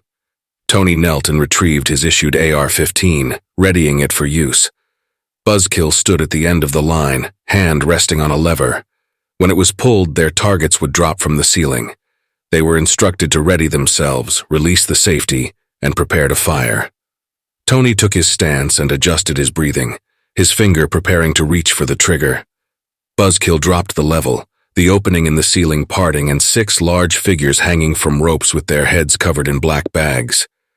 Tony's eyes shot open at the sight, his hand loosening its grip on the rifle. None of the boys fired a shot, but stared at the targets in front of them with nooses around their neck. "Fire!" Buzzkill yelled. "Sir?" Tony questioned. "I said fire," he repeated. "No, stand down," Tony replied, looking back to his men. "Excuse me, Stone? What did you just say?" Buzzkill's eyes grew wide and the veins in his face grew close to bursting. Tony had been used to firing at training dummies and sandbags, but this was wrong. Each boy clicked the safety on their rifle and held it at an angle while coming to attention. Tony did the same, his face showing the seriousness of his choice. The boys hanging from the ceiling were already dead. Tony knew this and saw no sense in defiling their corpses, and these boys did not deserve this. The squad leader stared at the instructor, his eyes curled in anger. "Stone, you do understand that if you or your men don't fire on those targets, then it will be you that pays the price?" the sergeant quizzed. "Yes, sir." Tony's voice echoed through the firing range. "Very well. The rest of you return to your barracks. Stone, you come with me." Buzzkill disarmed the boy as the rest of the squad exited the room, his heavy hand coming to rest on Tony's shoulder. "Follow me, boy." Tony took one last look back as Duke exited, a sense of worry playing on his friend's face. Tony simply nodded, telling Duke that everything would be all right, even though he did not believe it himself. He simply turned and was escorted out the other exit and down the hallway. They came to a stop at a door with 2 armed guards. Buzzkill handed the AR-15 to one of the men before the other opened the door. Tony was guided inside by the rough hand of his instructor. He was placed at a small desk, one like you might see in a classroom. The instructor took a seat across the room in one of many chairs that lined the wall. The door opened again. Several uniformed men entered in a single file. They each took a seat across the room, and as Tony watched, the sergeant rose and held a salute until each one was seated. Their uniforms were more intricate than the one Tony had been given, and each were adorned with a patch that signified they were actual Apex Predator forces. When the sergeant's hand dropped from his greeting, he called for his folder. One of the guards entered holding a file that looked strikingly like the one filled with Tony's information. The folder was then handed to the man at the front of the line, and he flicked it open to begin scanning the contents. "So, this is the one you have been bragging about, Sergeant?" The man spoke behind shadows. "Yes, sir. I think he has what it takes," Buzzkill responded. The man passed the folder down as he finished reading. "You think, or you know?" "I know, sir." Buzzkill quickly corrected himself. The man stood slowly, approaching the light. When the dim glow illuminated the man's face, Tony could finally place it with the voice. He had a terribly scarred appearance, and one of his eyes seemed glassy and whiter than should be natural. Tony could only assume this man had no vision within that eye. The close-cropped hair and build suggested this person had seen true combat in his life, and Tony could only wonder what they wanted with him. "My name is General Foreman." The sound was deep and almost rang in Tony's ears. "Who are you, kid?" Toe. The boy almost slipped. "Stone, sir." The group laughed. "Stone, you look like a pebble to me." Tony tried to keep from rolling his eyes as the general spoke. "So, you want to be a predator, huh?" Tony was confused. He had never expressed any interest in combat. "I just want to survive, sir. I made a promise to survive." "A promise, huh? To who?" The general smirked. Tony thought back to Colin. "A friend and I intend on keep it no matter what." Foreman turned back to the rest of the men, who seemed to be officers as well. They spoke in hushed tones for several minutes, deliberating over some decision that still confused the boy. Each one slowly nodded as if placing their vote, while Tony sat unsure of what he would be asked to do next. His sergeant looked back and nodded as if to assure him that everything was fine, but this man had just asked him to shoot the dead body of a helpless boy. He was not sure if he could trust any of them at this point. Tony tried to think of what Colin would do, but before he could find an answer, the general was standing over him again. "Okay, Private Stone, we are going to see if you have what it takes," Foreman smiled. The officers exited the room, just as they had entered, and Tony was left with the sergeant again. The folder was placed on the desk in front of the boy as he was given a detailed description of what would happen next. Tony would be taken, along with any other recruit that had been accepted to the next phase of training. Any of those who did not make the cut would be given other duties to attend to. That was when Tony questioned the sergeant regarding the 6 boys that had been murdered. The sergeant laughed. "They aren't dead, kid, just relocated. Those bodies were of enemies. They died in combat." What? The boy struggled to understand. "It was a test to see if you would shoot or act on your better instincts," Buzzkill smirked, "and you passed." Chapter 8. Becoming Stone. Tony almost sighed in relief, completely surprised by this revelation. He was sure he had wandered into a camp full of psychopaths that had murder on their mind. The boy was escorted back to the equipment room, where Packrat was instructed to return all of Tony's personal belongings they had confiscated on his arrival. She returned soon after with the olive green pack that he had taken from Colin. A tear almost formed in the corner of his eye at the sight, but he pushed it back with his hand. He took the bag and was escorted to an area of the compound he had never been to, another barracks full of young men. The young man scanned the room. He only noticed 2 familiar faces and could only assume the rest had been reassigned. His heart sunk a little when he did not see Duke, but he hoped it was for the best. Tony was not even sure he wanted to be a member of this group, but it did not seem he had much choice. He could only hope he would be safer with soldiers around him. An older boy, who seemed to be at least 17, approached him.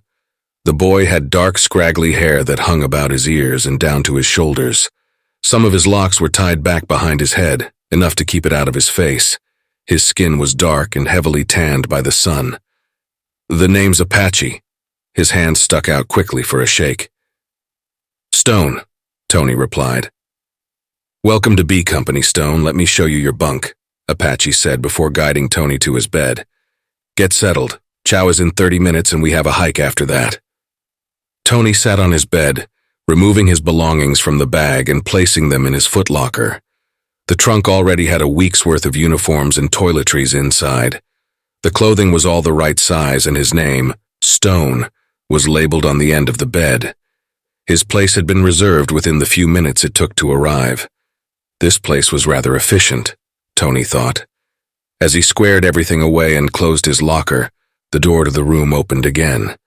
Tony did not look up but noticed that the footlocker across from him read, Duke.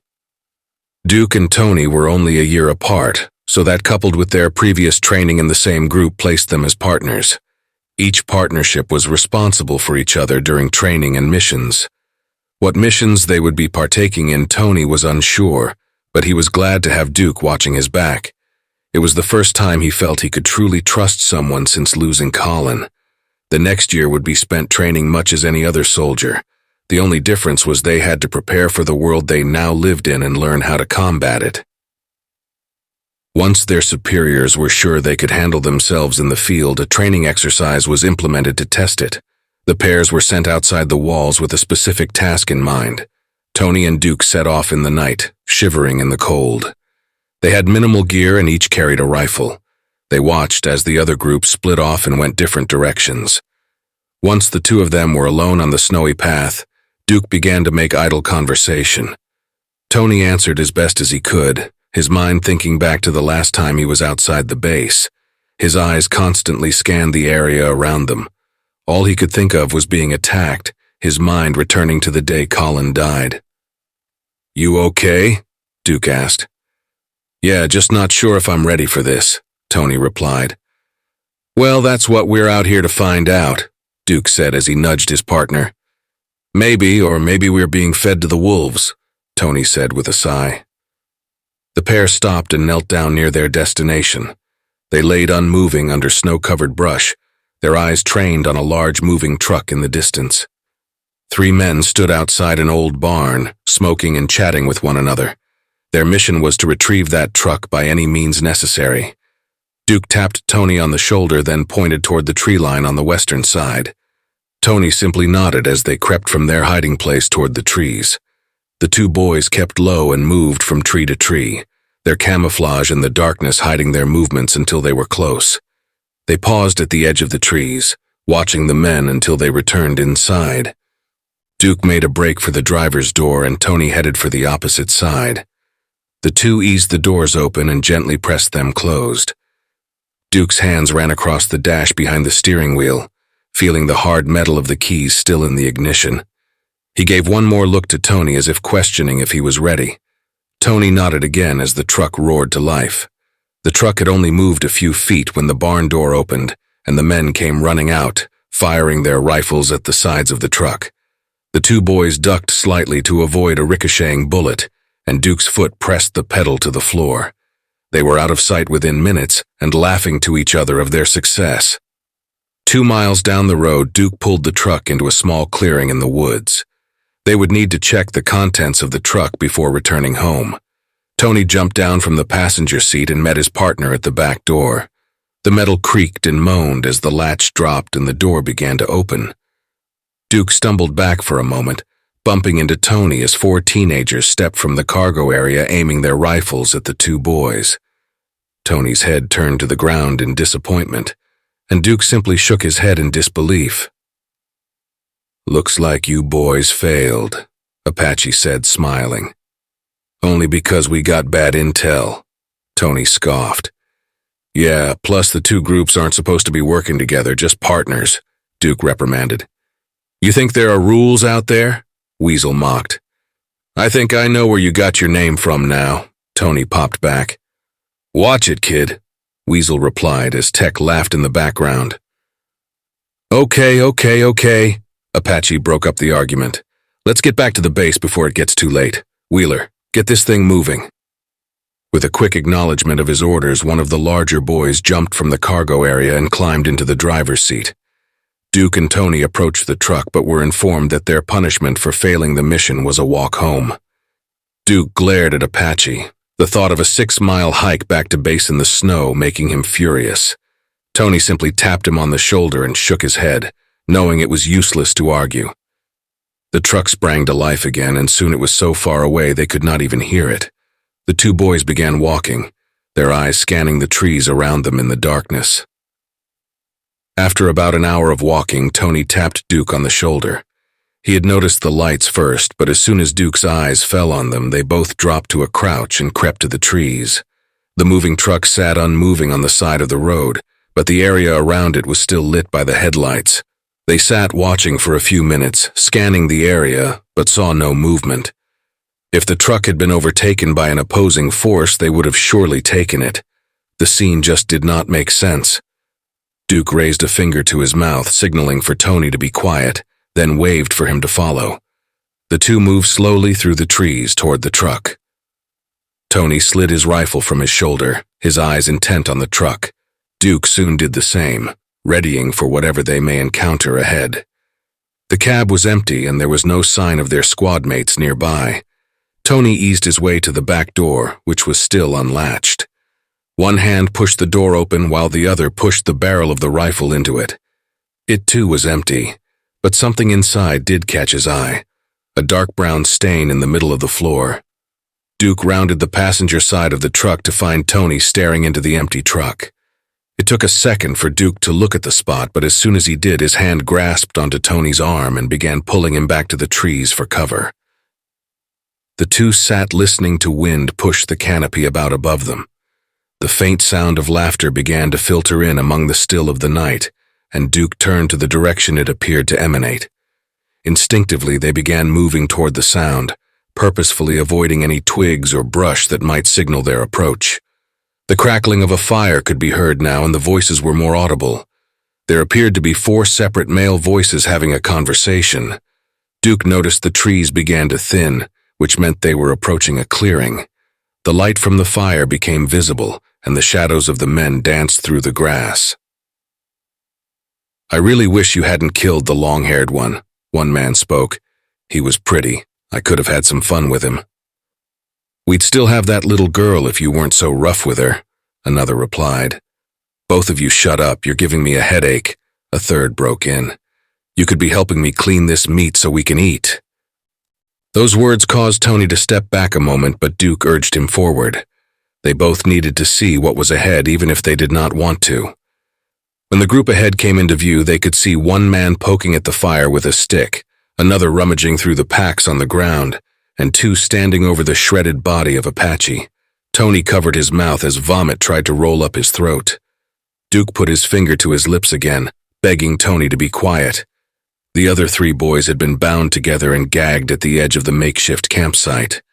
They all were beaten and bruised, fear apparent in their eyes. "We've got to do something," Tony whispered. "I know.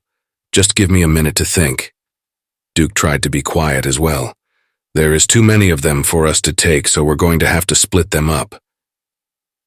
"Let me go around, get their attention," Tony suggested.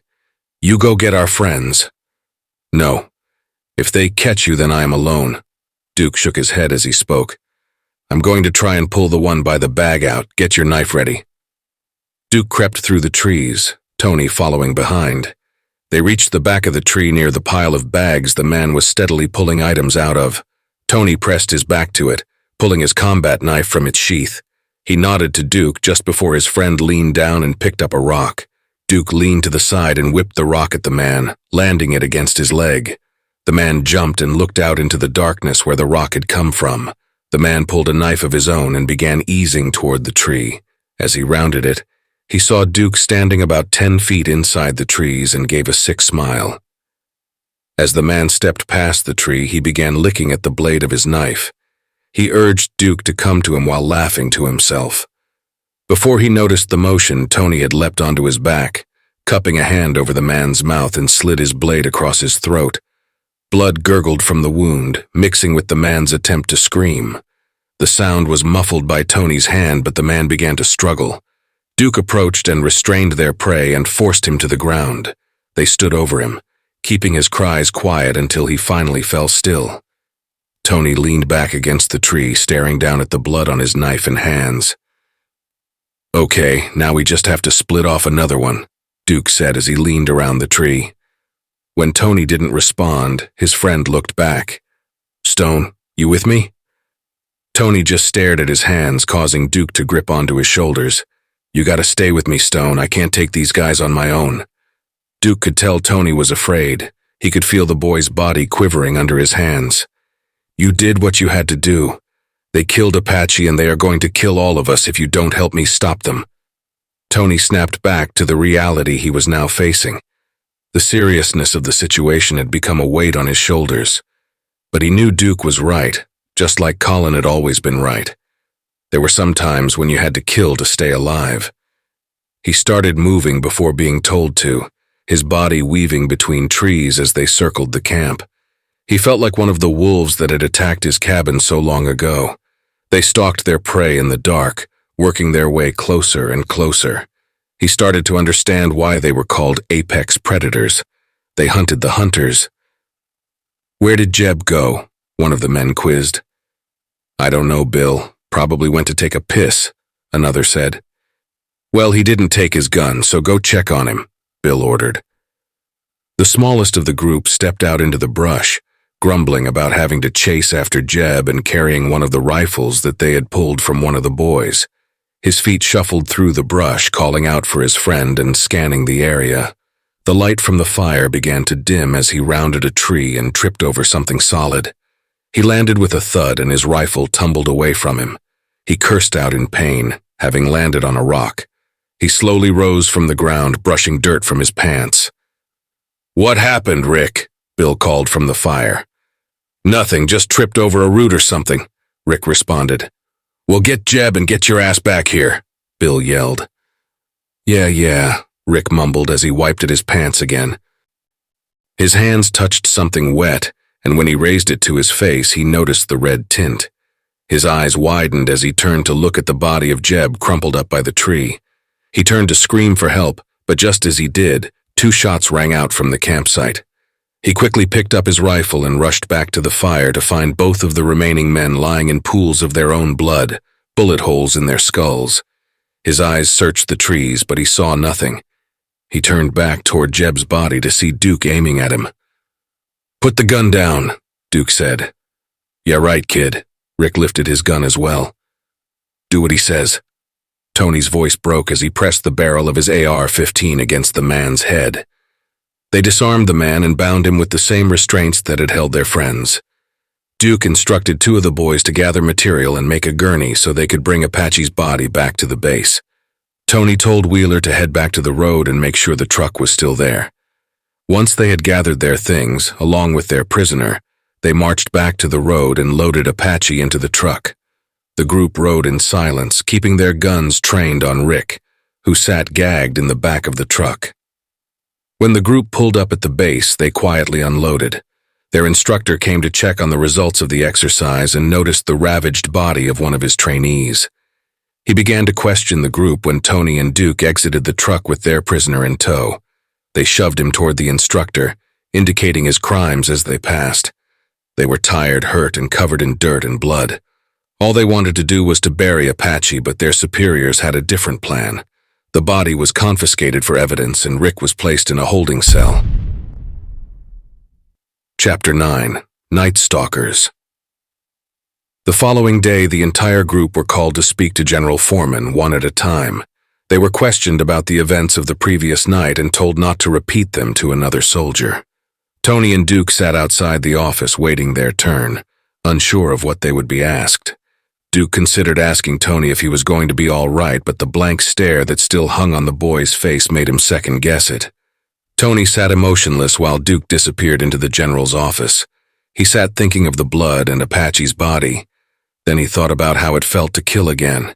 It reminded him of Colin and how small it made him feel. His name being called broke him from his dream as Duke passed by him without looking at him. "Specialist Stone," Foreman said as Tony took a seat. "I'm sure you know why you are here."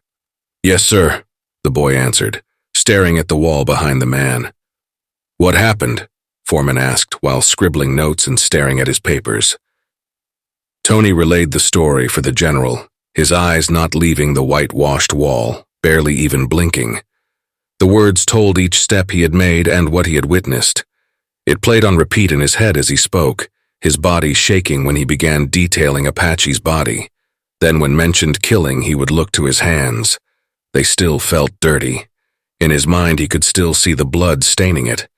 When he was finished, he sat staring at his hands and the general finished writing to notice.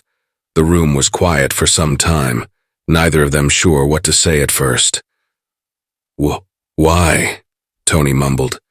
"We call them vultures. It's one of the things we are fighting against out there." Foreman sighed. "How did they even know we would be out there?" Tony's eyes became wild and turned directly at the general. Foreman turned in his chair, stood and walked around the desk. He sat on the edge of it and for a moment just looked at Tony. He shook his head for a moment, trying to decide what to say.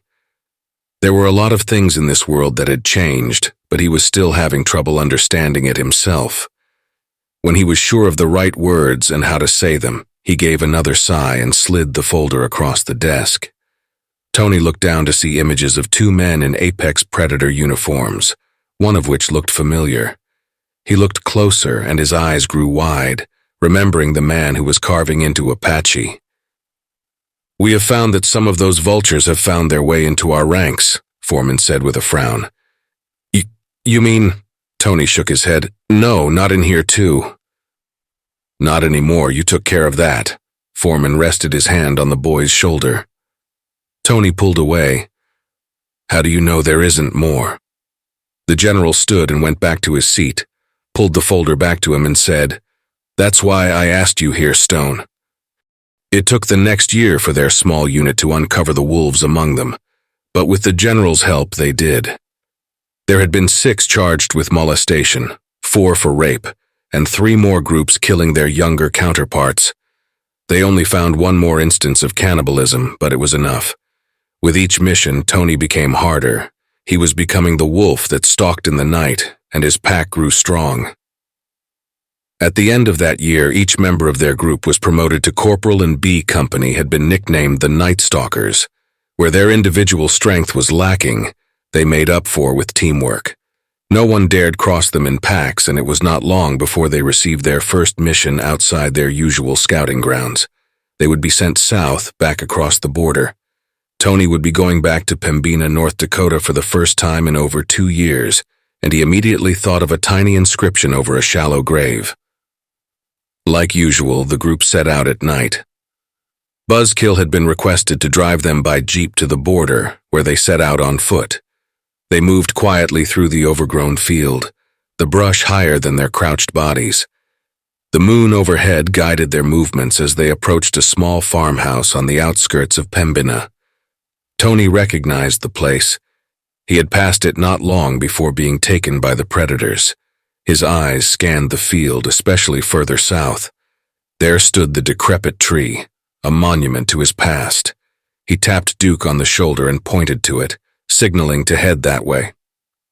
The group came to rest under the tree, several of the boys taking an opportunity to check their gear, grab a gulp of water, or check their map.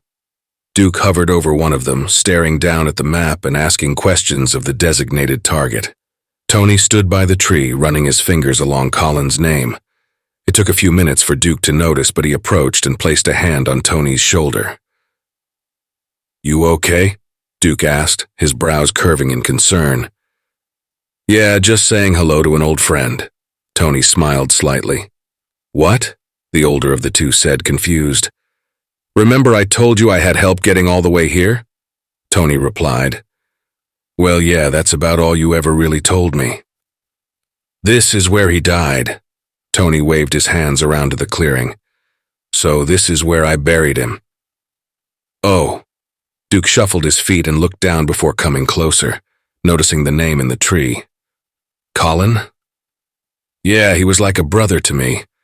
I would not have made it here if it were not for him." Tony sighed, a tear forming at the edge of his eye. "Funny." Duke laughed slightly. "Why's that?" Tony turned to look at him.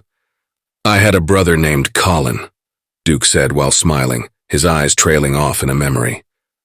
Tony found himself staring at Duke, shocked by what he had heard. What were the odds?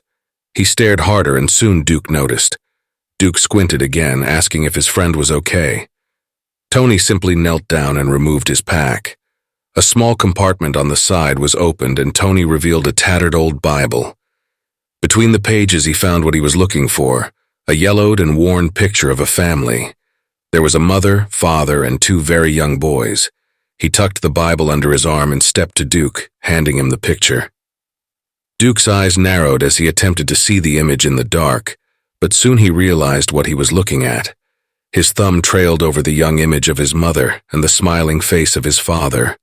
He laughed slightly at seeing his chubby cheeks as a tiny boy, and when he saw Colin, the tears began to roll down his cheeks. Tony brushed a tear away as well, seeing this, and stepped back to the tree. He knelt there over Colin's grave, holding the Bible and looking at Duke.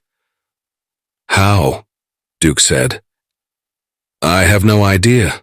He thought you were dead," Tony said in a quiet tone of remembrance. "So he's buried here?" Duke asked. Tony nodded. "Right under your feet. He died protecting me, and I couldn't just leave him out here to be picked at by the animals. He wouldn't do that to me." Duke knelt by the makeshift grave, his hand touching the ground. Salty specks littered the dirt as they both sat quietly. The rest of the group had noticed the exchange but decided to stay out of it. Tony then leaned over, pushing the Bible toward Duke. He told him it had been Colin's and he knew that his brother would want him to have it. Duke took the worn book from Tony, his fingers pressing it open and scanning through the pages. The ink was faded, but he could still read some of the scriptures. The front still had his brother's name written in it, and he remembered when his grandmother had gifted them both one. Duke's hands flipped to the back pages, which had been left blank for writing notes. He found a letter addressed to him in his brother's handwriting. "Danny, if I don't see you again and you're reading this, I am sorry I could not protect you better. I spent the last few months so sure you were dead. Then I found Tony. He gave me hope to find you again. He has become like a brother to me. He reminds me so much of you. He could never replace you, but it made it easier out here without you. If you find him with this book, stay close to him. He can't replace me either, but you won't regret meeting him. Take care of each other, survive, and remember, I will always love you. Your big brother, Colin." Duke tucked the Bible in his pack and gave Tony a hug. Their group turned away and Weasel started asking about the mission to try to change the subject. Tony stepped away, patting Duke on the back. He nodded to him to say it would be all right and promised they could talk more once the mission was done. Duke agreed and they stepped back to the group. Weasel had pointed out the path they would take that lead to the farmhouse ahead. It sat just on the edge of the property, and according to their sources, a group of murderous scavengers had taken up residence in it. According to General Foreman, this is where most of the vultures had come from recently. The radio keyed up. A message came through from Overwatch Group requesting position of the Night Stalkers. Tony touched at his ear before identifying himself and informing them of their position. They were asked for confirmation of go status. Tony looked to the group, who nodded in agreement. Tony gave the confirmation as they all readied their weapons. The group moved toward the farmhouse as a larger group waited on the hill behind the house. Overwatch was made up of a more experienced adult group which had been instructed to observe and assist. This was their first sanctioned mission outside the wall and would determine their future within the apex predators. Tech observed from the back with binoculars, calling out targets appearing through the windows. There had been 2 armed men standing on the front porch, 3 inside that appeared to be drinking an unidentified motion within one of the upstairs windows. The group advanced. Duke took Wheeler to flank left while Tony, Weasel, and Tech moved right. They approached from the tall grass, stopping just at the edge. The 2 men outside seemed to be having a discussion which might take some time. They would not be able to enter through the front without being spotted. "It's not like it's going to matter anyway," one of the men said. "What do you mean?" the other replied. "You know we're all going to be speaking Spanish soon," the first retorted. "Ah, that's just rumor. The Mexicans aren't going to come all the way up here," his friend said. "Either way, I'm going to have as much fun as I can before then," the first said with a laugh. Tony had no idea what they meant, but he made a note to ask the general when they returned. He looked across the field to Duke, who was signaling for him to take his group around back to find an entrance. Motioned with his hand a confirmation, then pointed to his right. The group followed behind him closely with their weapons at the ready. They moved in a staggered formation, slipping through the brush until they reached the backyard. The grass had not been kept cut, which allowed them to draw closer to the rear entrance. The steps were broken and the door appeared to be boarded shut. They would not be able to enter without making a lot of noise. Weasel tapped Tony on the shoulder and pointed to 2 large doors that led downward. They could only assume it led to some sort of cellar, which would be their best bet. Tech fished for his lockpicking set and started work on the fastened chain that held the doors closed. The boys eased the doors open, deafening the creak the old wood would make. They entered one at a time, descending into darkness. Their feet met concrete steps that dropped below floor level toward a dirt floor. Each flashlight attached to their rifles flickered to life, and they took the room in sweeping formation. The interior was only half that of the upper floors, surrounded by a cinder block foundation. Wooden shelves lined the room with glass jars of varying size. Weasel approached, his light refracting through the liquid inside. It revealed a fleshy mass that had once been a human foot, floating in some sort of preservative. Weasel's eyes widened once he realized what was in front of him, and when Tony noticed this, he clasped his hand over the boy's mouth. Tony shook his head and raised a finger to his mouth. They could not afford to be heard before they knew what was waiting upstairs. Tony radioed the rest of the group to inform them that his group had made it inside. After receiving confirmation, the group continued to search the room for an entry into the home. Among the jars were various body parts, But what was most disturbing was the intact body of a fetus. Tony stared at this particular specimen for several minutes, unable to understand why anyone would do this. Tech's flashlight waved side to side to draw their attention to a ladder. The rungs ended at a hatch in the ceiling. Tony motioned for his squad mate to go up, then pointed to his eyes to give an order to look around. Tech slid his rifle over his shoulder and started to ascend. Once he reached the hatch, he gave it a slight push. To his surprise, it moved. So he reached into his pocket to reveal a small mirror. The hatch raised slightly, and with the mirror he circled the space. It appeared to exit into a pantry full of more jars, so he finished opening the hatch. Once Tech gave the all clear, the other two joined him in the cramped pantry. Tony took the mirror and slid it under the edge of the pantry door. The other side held a kitchen with a large butcher block table in the canter. The wood was still stained from the last use, which caused Tony's dinner to try to exit his throat. He held it back and swallowed, gagging at the taste.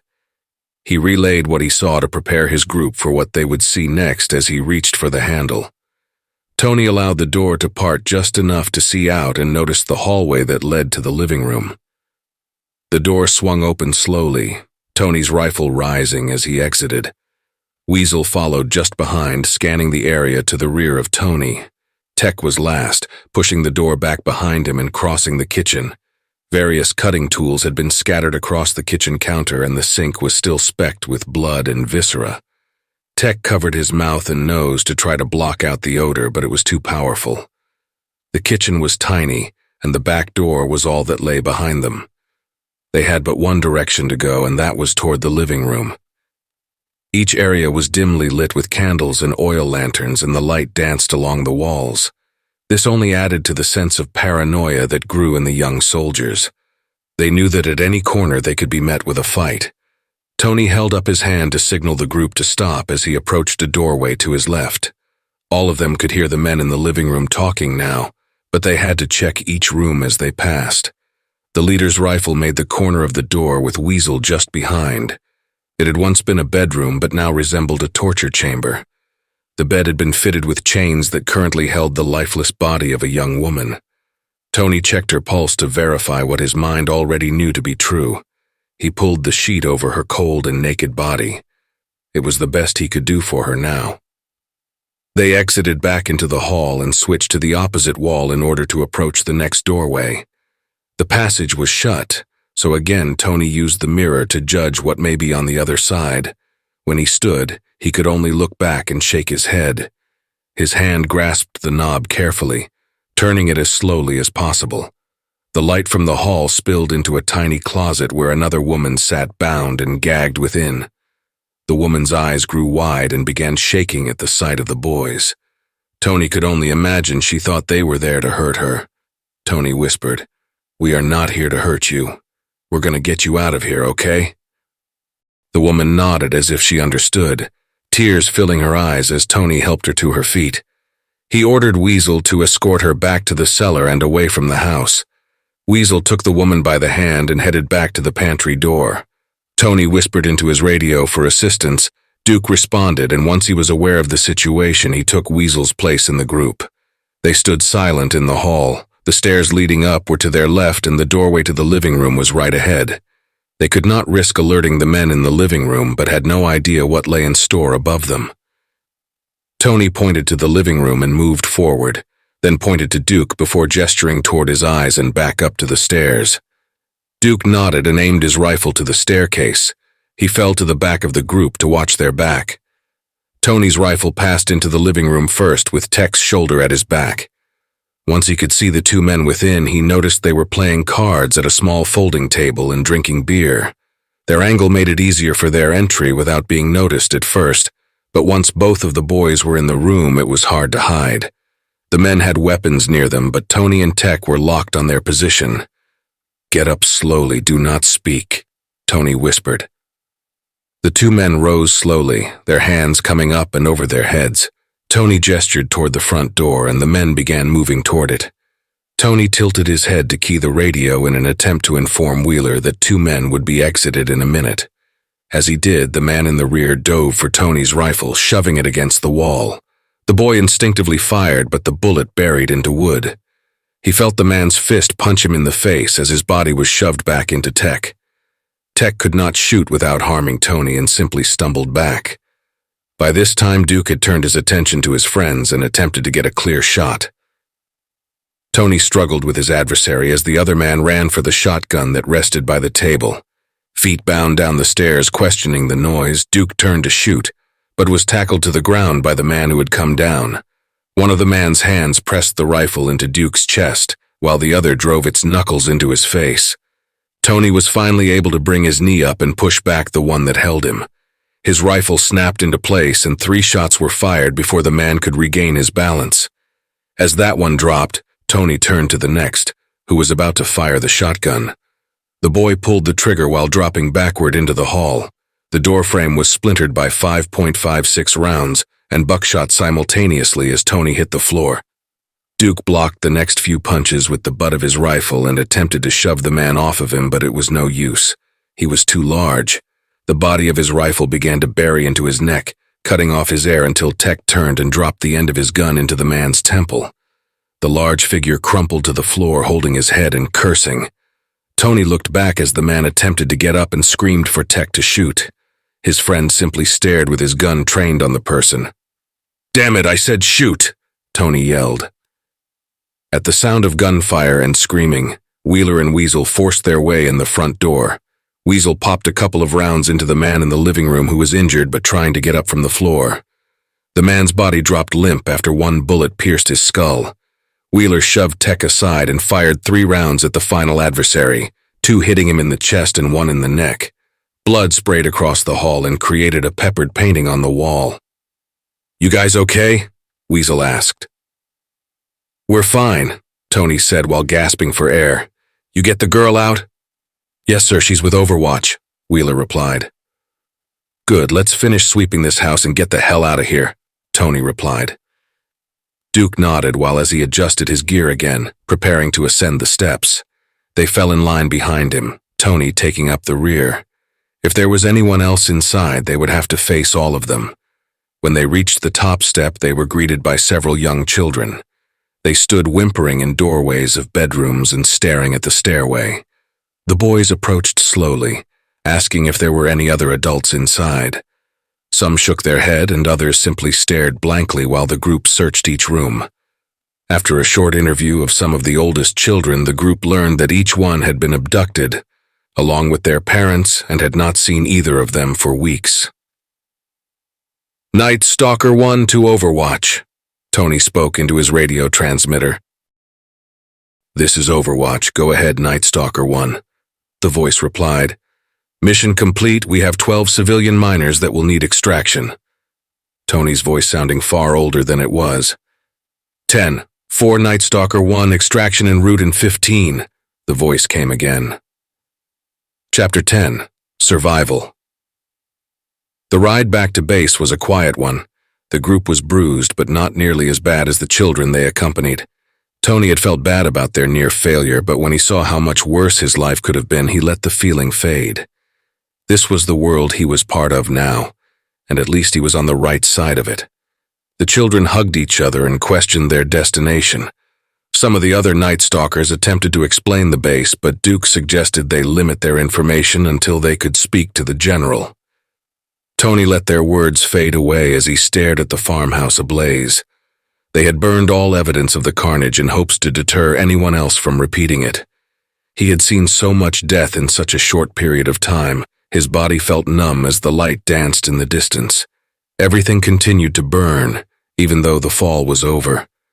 He wondered if this was what life would be from here on out, death and destruction. He used to like fire, the beauty of it, but that was when it was for roasting marshmallows. His hands gripped his rifle a little tighter in anger as he was reminded of another thing he may never do again. Once again, Tony found himself sitting in Foreman's office for debriefing. The small glimmer of light was gone from his eyes now. It faded in the distance with that burning farmhouse. The general spoke, but the sound was muffled by Tony's thoughts. He answered robotically, giving any pertinent information. When the meeting came to a close, Foreman asked if the boy would be all right. Tony simply nodded and stood from his seat.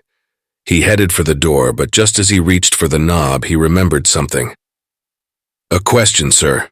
Tony turned back to the general. "Go ahead, Stone," Foreman responded. "Is there an army marching on North America?" the boy questioned. The general paused and closed the file he had been scribbling in. "Yes," he sighed. "That's why you need the kids, right?" Tony pressed harder. Foreman rubbed at his eyes. "We need everyone we can find. We're severely outnumbered." Tony opened the door. "Then I should get back to my men. We have training to do." When Tony entered the barracks, the rest of his group were breaking down their gear and preparing to head to bed. He stood in the doorway watching each of them, their faces showing defeat.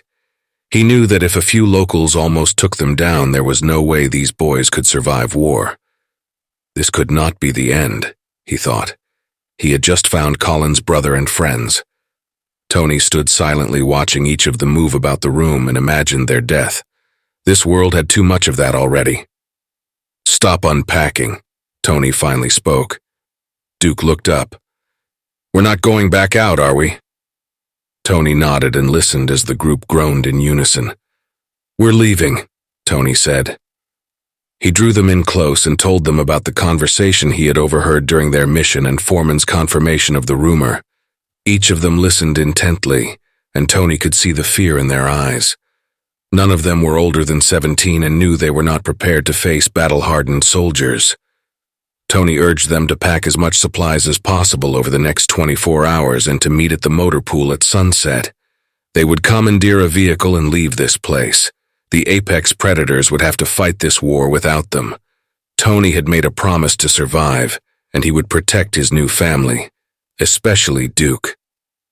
The following day were spent gathering food, weapons, and ammunition. They were not sure how long they would be on the road, but several packs were prepped for their last mission. Wheeler had acquired the key to the motor pool under the pretense of gassing up with one of the Humvees.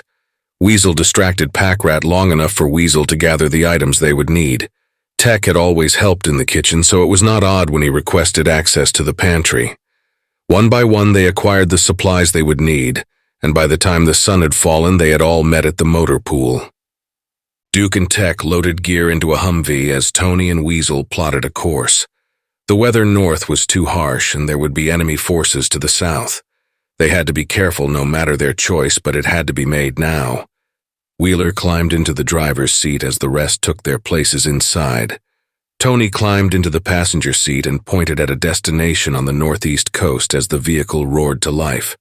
The group approached the gate where a guard questioned their actions.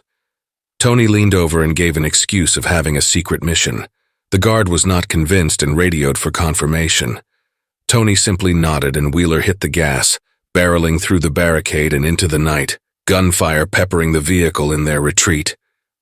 Duke leaned forward. "So what's the plan?" "We're going to get as far away from here as possible and hopefully stay alive," Tony replied. Duke leaned back and the vehicle fell quiet. None of them were sure where to go or how they would be able to sustain themselves in this world. The apex predators would surely be looking for them, and they would have to avoid the army that was taking control of North America. All of this only made surviving more difficult, but they had each other, and that would have to be enough. As they passed the remains of the old farmhouse, their eyes fell on the smoldering wreckage. Smoke still tainted the air above it, and they wondered if that could be their future. Headlights of 3 vehicles topped a hill behind them, and they instantly knew it would be the predators. Their vehicle began receiving bullets within seconds, and each of them ducked to avoid any ricochet. Wheeler forced accelerator down further until it touched the floor. He struggled to remain on the road as their pursuers drew closer. Weasel grabbed his rifle and leaned from the window, returning fire. Tony screamed for him to get inside, but it was too late. The boy was shot 4 times in the chest. The rifle tumbled from the vehicle and his body fell limp in the seat, his head still hanging out the window. "No one else try to be a hero," Tony yelled as Tech scrambled to cover Weasel's wounds. "It's too late, he's gone, man," Duke said as he pulled at Tech's arm. "They're gaining on us, Stone," Wheeler yelled. Tony looked back and the lead vehicle was only 2 car lengths away. They would overtake them and more than likely kill them. He had to do something and fast, so he told Wheeler to head for the trees. The wheels kicked up dirt as they rapidly changed direction. The boys were tossed about inside as they bound over a hill and into the woods. The two Humvees behind them followed after and weaved between trees. Wheeler struggled to avoid each one as well, but sideswiped a large oak, causing him to lose control. The wheels caught at an awkward angle and turned the vehicle on its side. The world went dark for a moment, and when Tony opened his eyes, he could have sworn he saw Colin kneeling over him. He smiled slightly, and Colin did the same. He could hear talking around him, but he simply looked back to his old friend. Tony began to apologize, but Colin simply shook his head. The figure mouthed the words, "You're not done yet," before disappearing. Tony was forced back to reality by the sound of Tex screaming for help. General Foreman had him by the hair and was dragging him toward one of the other vehicles. Duke struggled to remove himself from the overturned Humvee, and it appeared that Wheeler had been killed during the crash. Tony slowly rose from the ground, his eyes searching the area. Duke was almost free from the vehicle, and Foreman had returned to claim another one of the boys. The other Humvee had turned back once they noticed the crash. They would need equipment to retrieve the vehicle, and Foreman was sure he could handle a couple of kids. Tony grit his teeth and began walking toward the general despite the pain he now felt in his knee. His hand reached down and grasped a grenade, pulling the pin. He shoved it out in front of him so Foreman could clearly see. "You step away from that Humvee," Tony screamed. "We are taking it, and we are getting out of here." Foreman paused and held up his hands. "Now hold on. Let's don't do anything stupid." No talking," Tony barked. "You get away from the vehicle now or we all die." The general laughed. "You can't be serious, kid." "Dead serious. We are leaving and you are not going to follow us," Tony replied. "We don't want to be pawns in your war. We are not soldiers. We are kids and we are going to live." Foreman slowly backed away as Duke grabbed a few bags from the crashed vehicle. The two boys joined Tech in the general's vehicle, and Duke took the driver's seat. Tony eased himself into the passenger seat, still holding the live grenade. As they rolled past the crash, Tony tossed the explosive into the crashed Humvee. Foreman dove behind a tree as the three boys drove away. The sound of the explosion echoed through the trees as they exited the woods. They never looked back as they headed east and toward anything better than the life they had come to know.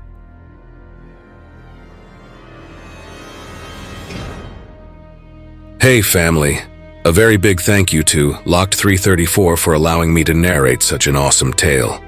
Be sure to check out their Creepypasta fandom profile for more of their awesome works.